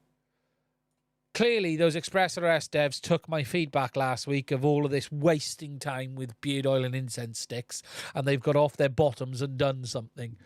But yes, we now have a PR added for the Semtech LR 1121, which is dual band 2.4 gigs and sub gigahertz, which will mean 900 megs. Okay, that's very interesting. I will need to do some reading and make a video on that. Thank you, Wes. That is very interesting. Very, very interesting indeed. How interesting is it that Gemini is spreading out, you know, into very different... Its tentacles are feeding out into different areas. Failsafe is also shared. Something I'll have a look at in a minute. I'm just opening that into the new window now, Failsafe. Any manufacturers making... That sounds really cool. Have I heard anything more about O3? 04? No. Look, don't expect 04 even this year. 04 is a thing in people's heads. 04 is a technology. So when you're talking about 04, you're talking about 04 air unit. 04 is coming. 04 is already here. What we are going to get is new goggles with 04. As for an 04 air unit, it may never happen. It may happen. It may have no improvements at all. 04 air unit is probably not going to be anytime soon, because the benefits are going to be so minimal, it's not necessarily worth it for FPV. DJI's move to 04 is largely required because of a chipset change than a improvement. The biggest benefits that come with 04 is the more antenna lanes, but that's largely it, and maybe up to 75 megs. Someone did ask earlier, let me just find a question I did see, was about what is the lowest frequency you could use for digital FPV, or the lowest megahertz? Right, there's no restriction, but what happens is the lower the go, the more bandwidth you need. So there is an sorry, I got a really bad shoulder at the moment, which is causing me problems, and it catches me. The problem with going to low megahertz video is you're going to need a biblical amount of bandwidth. So if you think today we're using 25 or 20 or 40 megahertz carrier width on DJI, so for instance 50 megabits is 40 megahertz carrier, you could be talking 120 megahertz, and it's really hard. The lower the frequency, the more bandwidth. Really, really hard. You're going to need a crazy amount of bandwidth, so it's not worth it. This is why when you get down to like below 2.4 gigs, it's not really a thing.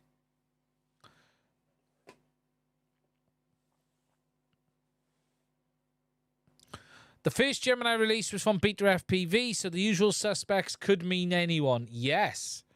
I don't know who's working on that. Thanks, Failsafe. We'll have a look now. Hardware may or may not be on the way. And I will say this. If Beta FPV or look, Radio Master, we know the quality is A1. However, I will say this. Beta FPV have dramatically stepped up their game, and that Gemini module of theirs is an absolute work of art. And if they are going to produce any more hardware like that, it is absolutely going to be worth a look. Beta FPV don't always do everything right, but I tell you what, that module is an outstanding piece of kit and an outstanding piece of engineering as well. Really, really impressed. Someone tell Jumper that they were able to put in a backpack into that as well. But that looks super interesting. Sub-gigahertz, 200 hertz, full channels mode. Dual band. Very nice. Very nice indeed. Very nice indeed. Now, if only the bloody Express LRS team would do something about binding. All this lovely stuff, but... Anywho. Looking forward to seeing what comes from that. That's damn cool. That's damn cool. Right. Failsafe has also posted something I should show from FET Tech. They have a new 65 amp ESC apparently.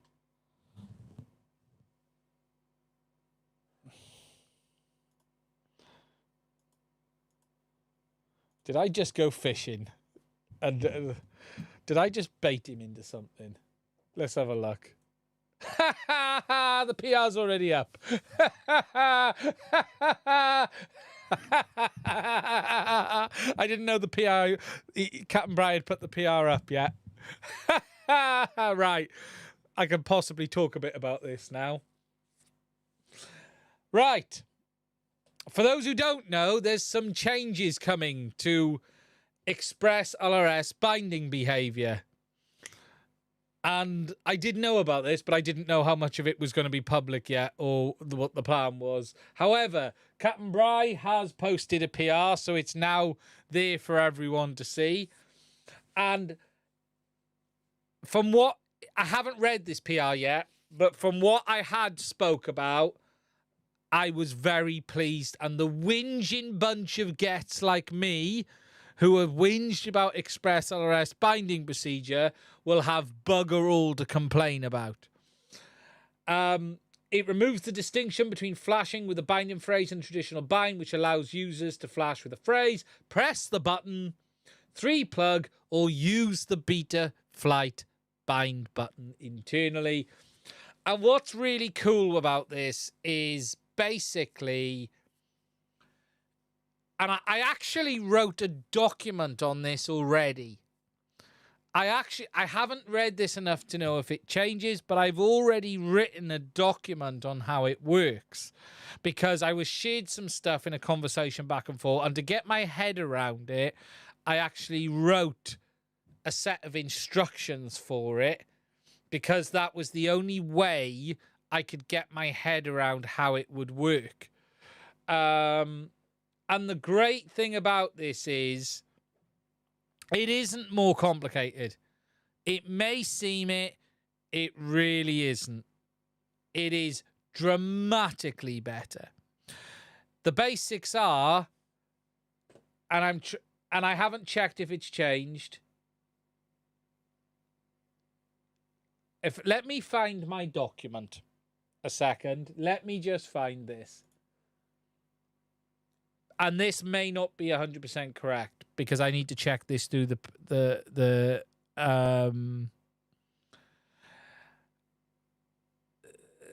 this is what I sort of got to. Now let me find it. I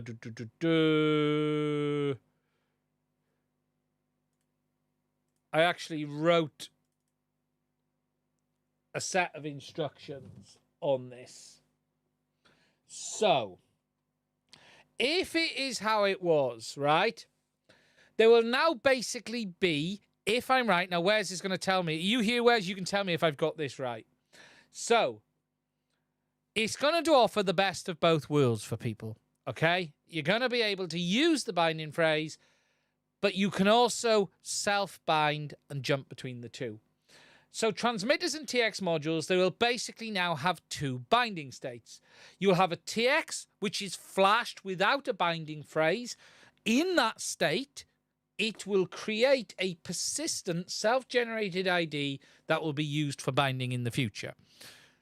Or you can flash it with a binding phrase. So if there's no binding phrase, it will basically create its own ID, which is persistent, that will be there in the future, and that will become like your preset binding phrase that they have given you, basically.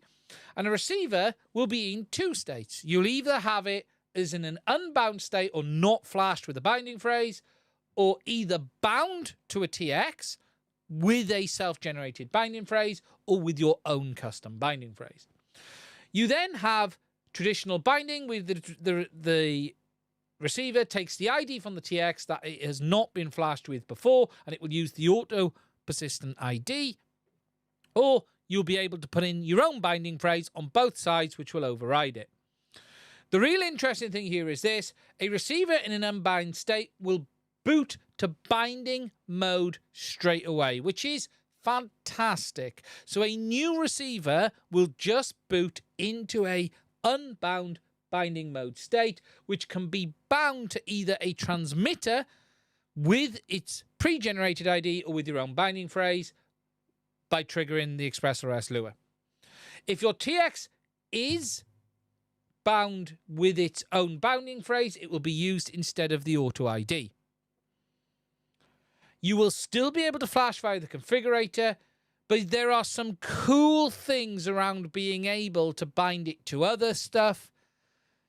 You'll be able to rebind and override your current binding. You'll be able to reset the receiver and take a binding as well. And there's some additional options there too. And the real cool thing about this is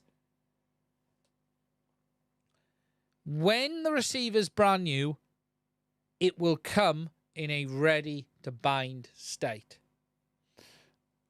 The guys, when I spoke to Captain Bry about this, and he did share with me some stuff, they have really taken on board the feedback from the community. They really, really have. Now, obviously, when this comes out, we're going to need videos on this to explain it, but they really have taken on board the feedback. Just need RX TX over the air updates. That's the only thing now that really lacks, is you're going to have this problem of manufacturers, still have this problem of manufacturers shipping receivers with really old firmware. That's still a problem the guys haven't. I believe there's no easy fix for that yet. You're still going to need to flash it.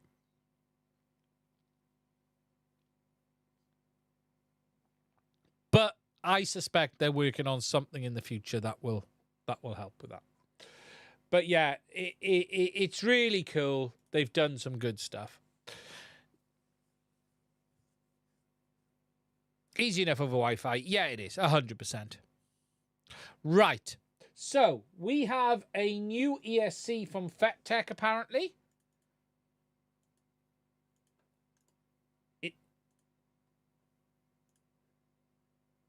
We have this new...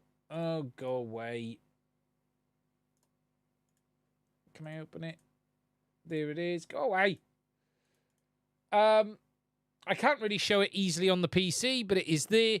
New ESC technology. What they're saying is a new area in motor control. FetTech, we're thrilled to unveil our latest innovation, which is a simplified field-oriented control. Interesting. Okay. Oh, here we go. Is that better? Yeah, that's better. So, we've got this here. A new standard in motor control. So, SFOC, Simplified Field-Oriented Control, an innovation approach to control brushless three-phase motors, enhanced efficiency, lower current, and torque ripple. Improved response times with FetTech SFOC. Users can experience up to 13% increase in efficiency and 30% boost in accelerations.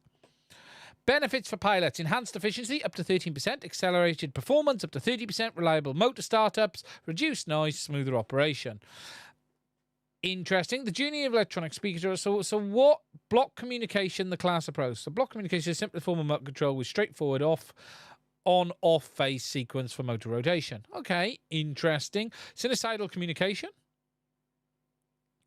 Space vector modulation. And sensorless field-oriented control.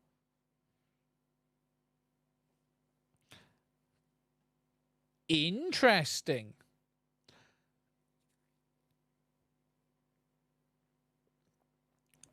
Obviously, there is a big document about it. We're going to have to wait and see.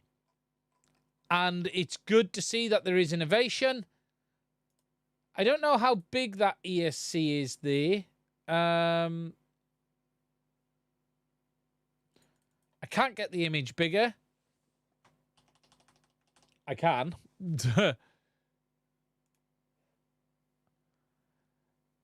Doesn't look that many. The FETs on the back side of the board.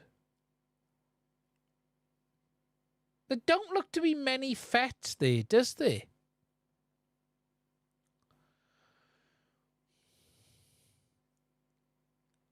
Interesting.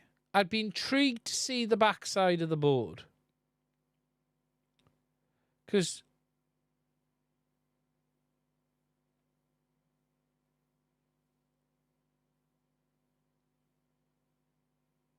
or the top of the board.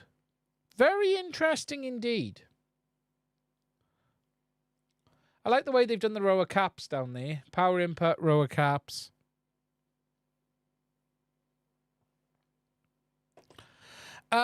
Dean Sharp, are you going to show some more footage off the Afterburner? I will be, but it won't be for a little bit. I basically can't fly right now. The weather in the UK is just horrific. I'm away a few days a week at the moment as well. I will be, but it'll be a little bit of time. Space for the power pads looks thin. Yeah. But yeah, I do intend to show more footage. It's a very nice quad. Is it perfect? No. No quad is perfect. I think it's a very nice bind and fly. A very nice bind and fly indeed. Oh, there's the picture of that side. So Let me just put this up there. There we go. So there's the picture of the other. Wow, okay, there's the FETs. Okay. Right. That's a lot of FETs. 1, 2, 3, 4, 5, 6. 24 FETs. Yeah, standard 6-pin motor. It just looks a lot, doesn't it, when it's laid out like that?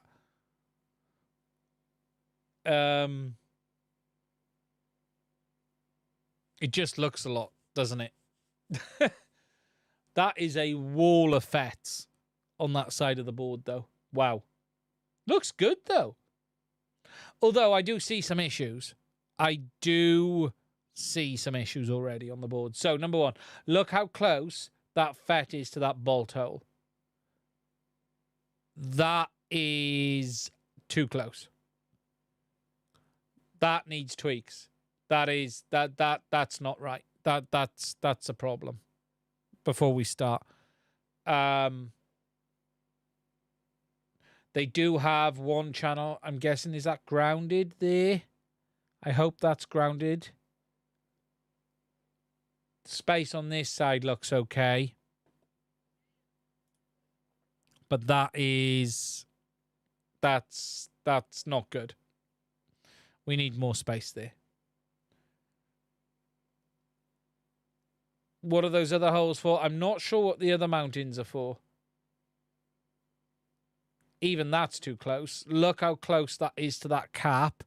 And look how close that is to that, what looks to be an LED there.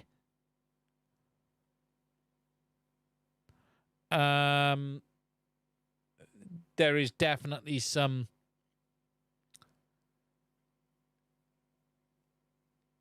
25 by 25 and no.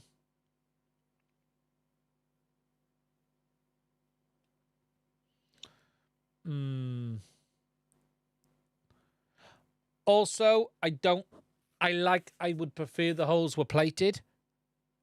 It's better when the holes are plated. They're not plated. Okay, look, that's a minor argument because how many other ESCs do plate the holes?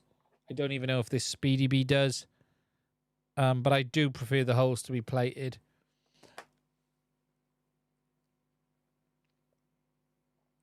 But that is a little bit concerning. Just that's too close.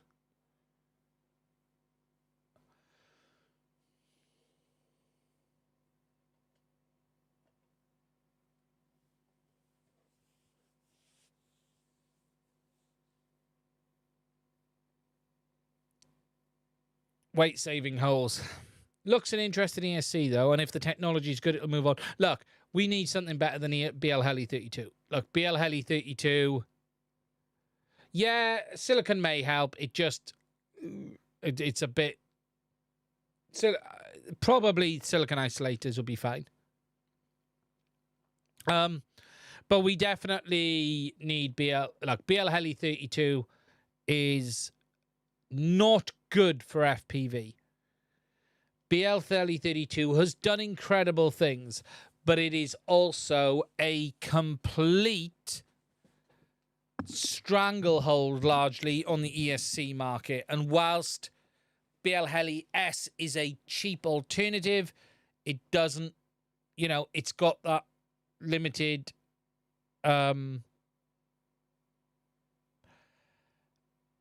support for RPM filtering. Blue Jay has done bits, but it's not enough. BL Heli 32 is... AM32 should, but look, we need something to come along and disturb the ESC market because right now it's a complete stranglehold by one software stack. And 8-bit runs Blue Jay. Yeah, Blue Jay's okay, but we need... AM32 needs to really push forward. But yeah, we are in a weird situation with the ESCs. We really are in a weird situation with the ESCs. So I do welcome any push forward, and if that push forward is Fet Tech, then so be it. I don't mind it being companies. I don't mind it being it just needs more competition to be Heli 32.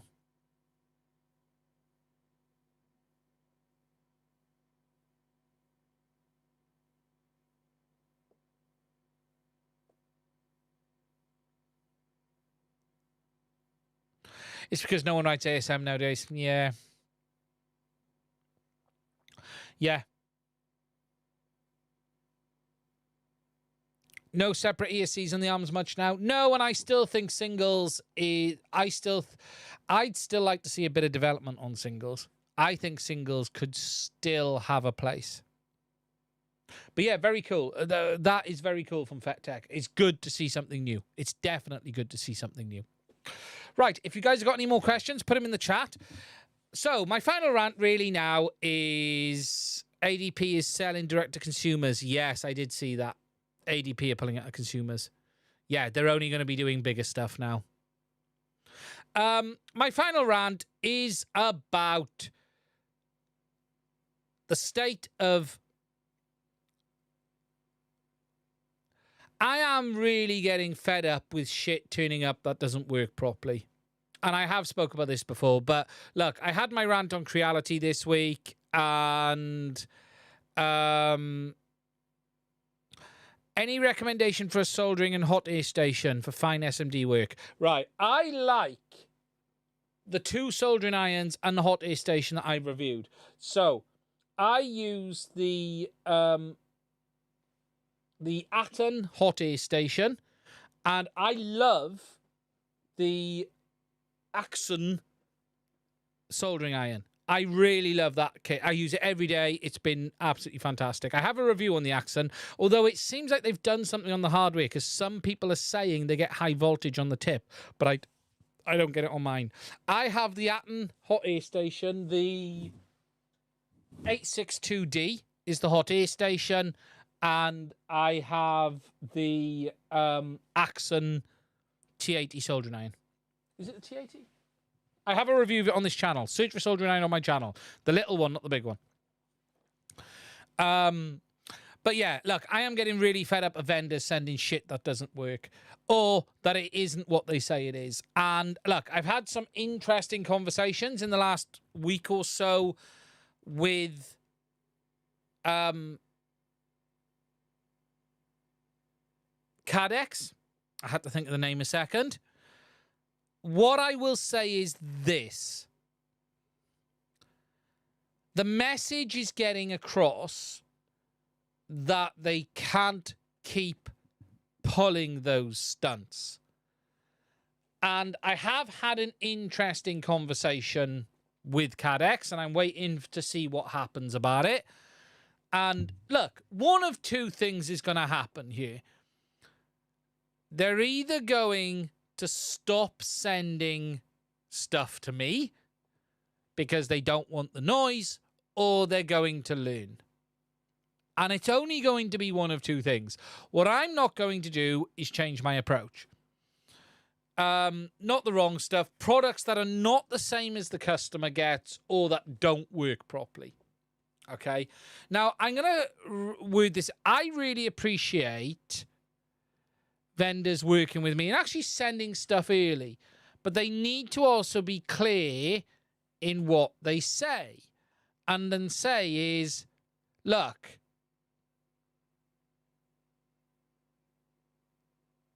yeah, I didn't make them ban you.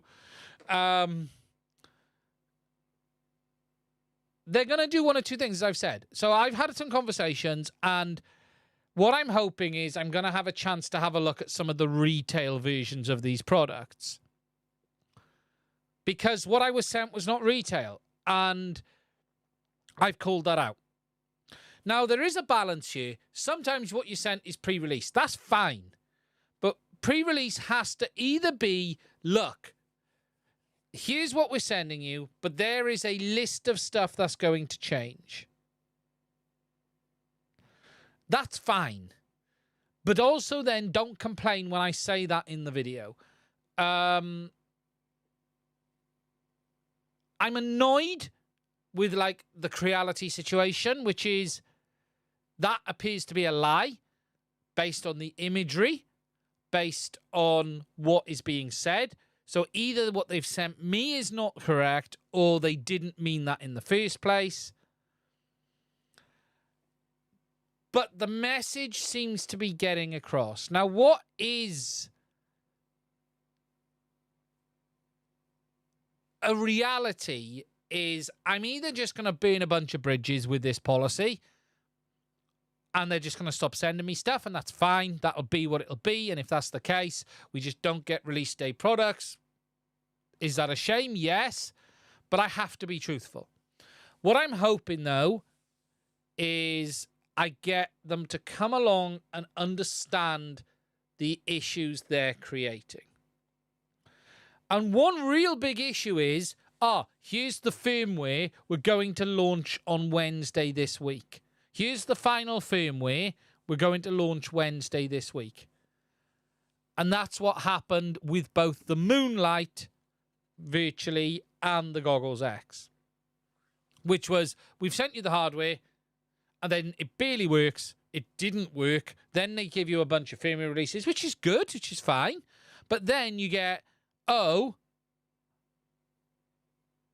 here is, here we're going to launch in 4 days. So you've got like no time to make the content that you need to make. They should also provide a list of known issues before you review, because they can easily say things are working on it. Well, yeah, and look, what I would like is more transparency from these businesses. I'm more than happy to get a pre-release product. In fact, I love getting pre-release products.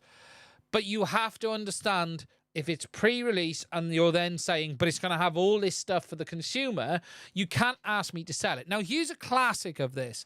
With the Goggles X from CaddX, note all the people that pushed the upgradability of the module. If you notice, I was quite down on it and still am down on it, because CaddX were obsessed with marketing the fact that you can update these goggles. You're buying them for the future. And I was just having none of it. I'm sorry, that's not a good sales pitch. But look, I am at the moment frustrated with some of the shenanigans that has been going on. I'm frustrated with the way some of these companies are behaving. And look, it's only going to end one of two ways. I keep telling the truth and they all stop working with me, or they'll actually wake up to the reality. Now, what is fantastic, and this really leads us into this, is the fact that we're growing, more people are coming on board, the channel is doing very well, we are on the cusp of the biggie, which is 50k. We are literally around the corner from 50k, which is incredible, which is mind-blowing. I'm so pleased. Look, it wouldn't be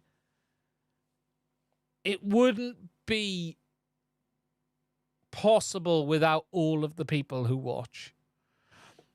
What is fun and interesting is the haters that do come out, and I've had some real interesting ones now. And look, it comes with the territory. Look, I've got to learn that.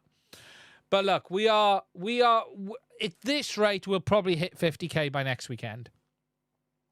What's actually been quite interesting is the 3D printing videos do push out the channel a bit more. And look, I like making 3D printed content. I'll be honest, I'd love to walk in and drop a hand grenade in the 3D printing review world, because from what I've seen, there are some amazing people. There are also shills and absolute charlatans around every corner as well.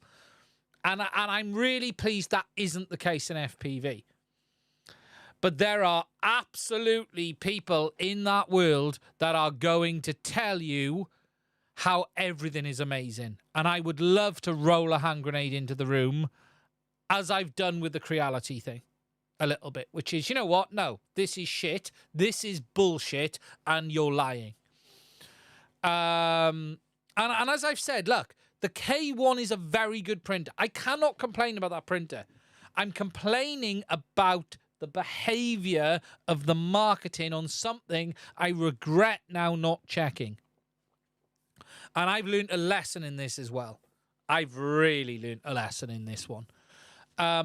And I am going to be making more 3D printing content. And that isn't because I want the channel to grow. I've had 3D printers forever. I've made 3D printing content on this channel. But we do seem to have picked up a bit of a niche in that world there as well. And I'd like to sort of push a little bit that way with the FPV, especially in winter, because I can't fly. I can't fly right now. My hands are tied. And actually, here's the thing. I'd rather make some 3D printing content than just sit here and tell you about another meh frame, because I don't really know what it's... I don't really see the benefit.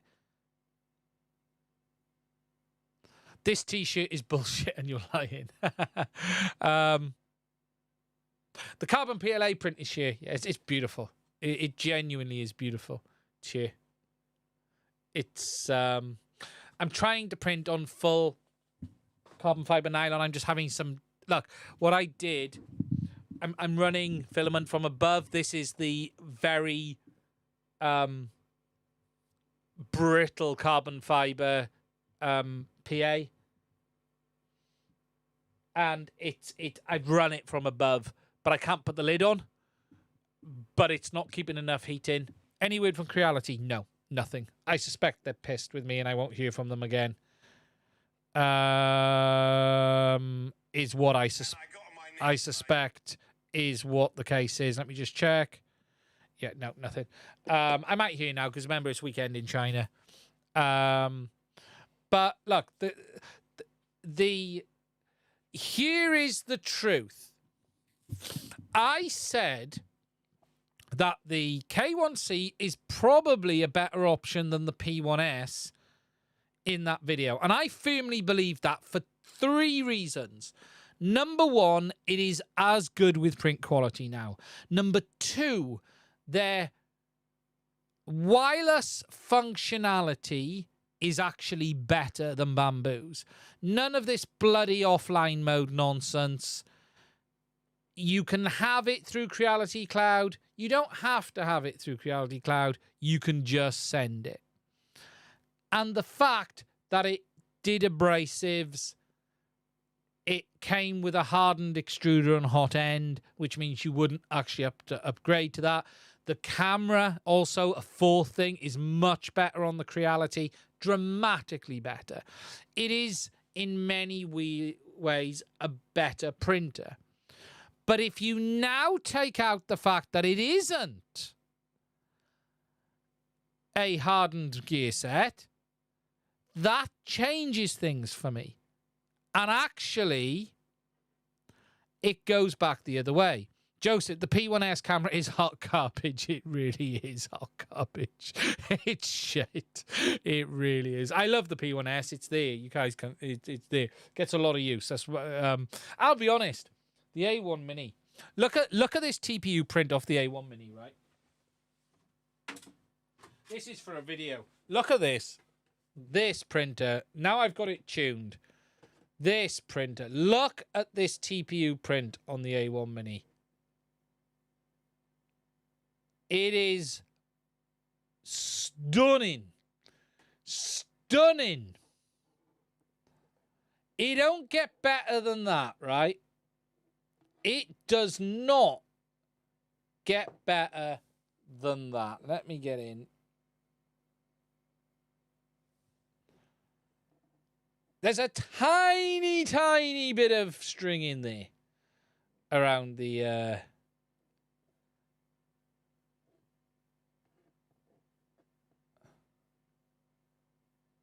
That is a really nice print. It isn't perfect. There is the odd blemish here and there, but it's phenomenal. Phenomenally good. The A1 Mini actually, it was, yeah. It's a great little printer. Do the supports remove cleanly? They will do, yeah. I need to tweak the behavior slightly on the supports. They're a bit close. They will come off that quite well. I can't take that off the bed yet because I need it for a video. That is a... No, that is with... That's Prusa Slicer. But that is my own tune. Not Prusa Slicer. Bamboo Slicer. That is my own tweaked tune for the printer. They'll come off almost perfect. But I'd like a little bit more. And then this was what came off the Creality.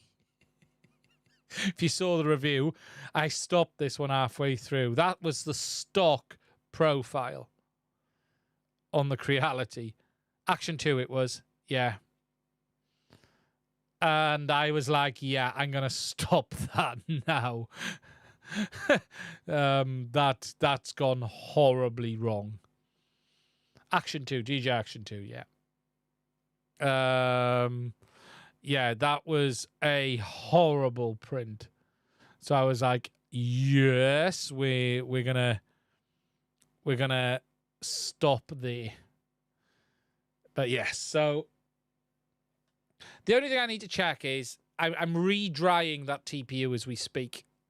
Because I printed those two within 24 hours. The only thing I am wondering is, did it pick up a chunk of moisture in the 24 hours?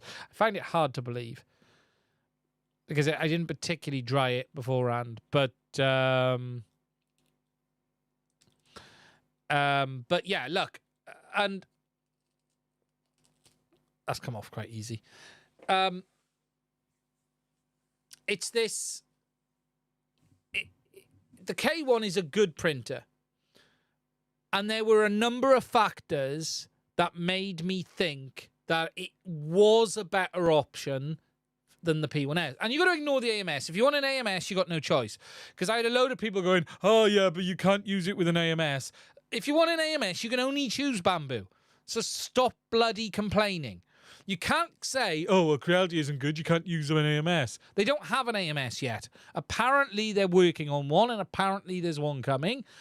But they don't have one. So if you want an AMS, buy a bloody Bamboo and stop whinging about it because you've got no choice. That's how it is. You can't say it's not as good because it doesn't have an AMS. No one else has the AMS, apart from some strange Chinese third-party manufacturer who's just released one. But Creality is apparently working on a multi-material system. So we're just going to have to wait and see. But when I added it up, the camera, the print quality's good, and all of the other stuff, it was good. But now it's not a hardened gear set. That opinion changes. And that then puts it back in line with the P1S. And the P1S is a phenomenal printer. And it's not that I don't think the P1S isn't a phenomenal printer, but the P1S is what? $699 standalone? Is there any way we could turn the UK slang talk up by like 200%? It sounds funny to my ears. The P1S is $699, so it's over 100 and it's a substantial chunk more. This is Overture Blue. It is beautiful color. It is an absolutely stonking color. Have I got a finished one? Yeah. Where's the finished one? Oh, no, I have. I've only got it in black finished. A bit soft Overture. Yeah, it's definitely softer than Sane Smart. I usually use Sane Smart, but I went for the Overture because Overture. So...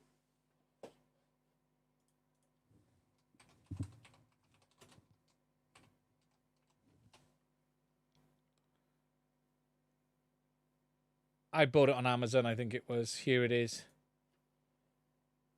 There you go.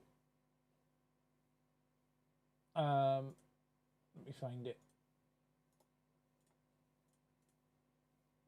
There it is. That there. Overture TPU. That exact colour there. Yeah, it did. That's why I had to tweak it. Yeah, it is quite. It is very soft in the hand. The FC requirements are minimal compared to the power of the VTX SoC. Thoughts on running a flight controller on a CPU core of a digital VTX? Well, DJI already do. So, O3 basically has a flight controller on board. They just don't use it. But the Avata, they run the flight stack also on the same SoC as the video encoding. For any pictures that aren't on your wiki, can we send them? Yeah, do reach out to me on Discord, send me an email. Yeah. I haven't done anything with it for a few weeks because I've been busy. I don't think there's enough power in what Walksnail are doing today. But DJI already run their flight stacks in many of their drones now on the video processing SoC. They really do. Yeah, Fogyamoto, definitely send anything over. As I said, I've been away quite a bit the last couple of weeks, and I haven't been able to finish updating repair.wiki yet. I will be helping to get everything over on repair.wiki as well. So, right, before we finish up this stream, I need to check. Do you know what? I don't think I've missed any. No, there hasn't been any super. Yes, there was. Thank you, CXBFPV. Thank you for the help. Oh, $2 super chat. Thank you for that. I really do appreciate it.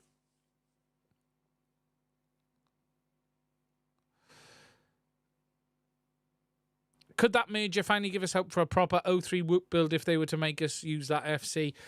Look, DJI, you wouldn't get Betaflight running on it because it's not an STM. It's Linux. It's some other. It's ARM cores. There's ARM cores in there, but it's not an STM.